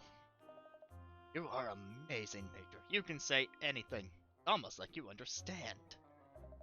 I'm glad I've got a friend like you. Don't ever leave me. Fat chance. Fat chance. I didn't catch that. What did you just say? Forgot? Forgot? Oh, you were just making your mina bird call. Whew, that shit something else for a minute. I think that's enough practice for one day. You must be getting hungry. Snack, snack. I know. Alright, you wait here. I'll go buy you something. Just don't be mean to Albertina again. Right? Go away, go away. Ah, you really want that snack. I tell you what, I'll get you something extra tasty. Some of those crackers you like, maybe.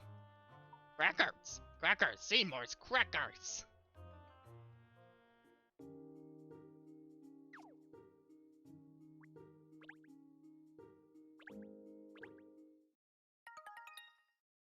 That's gonna be it. I wasn't sure we'd actually get through the whole chapter in one stream. That's a first. This case was just shorter because it all took place in the movie theater. Next time on Layton's Mystery Journey, we'll see what our fourth case is all about, and looks like one of our millionaires is enlisting our services. See you Thursday for that. If you stop by, have a good one. Roll credits.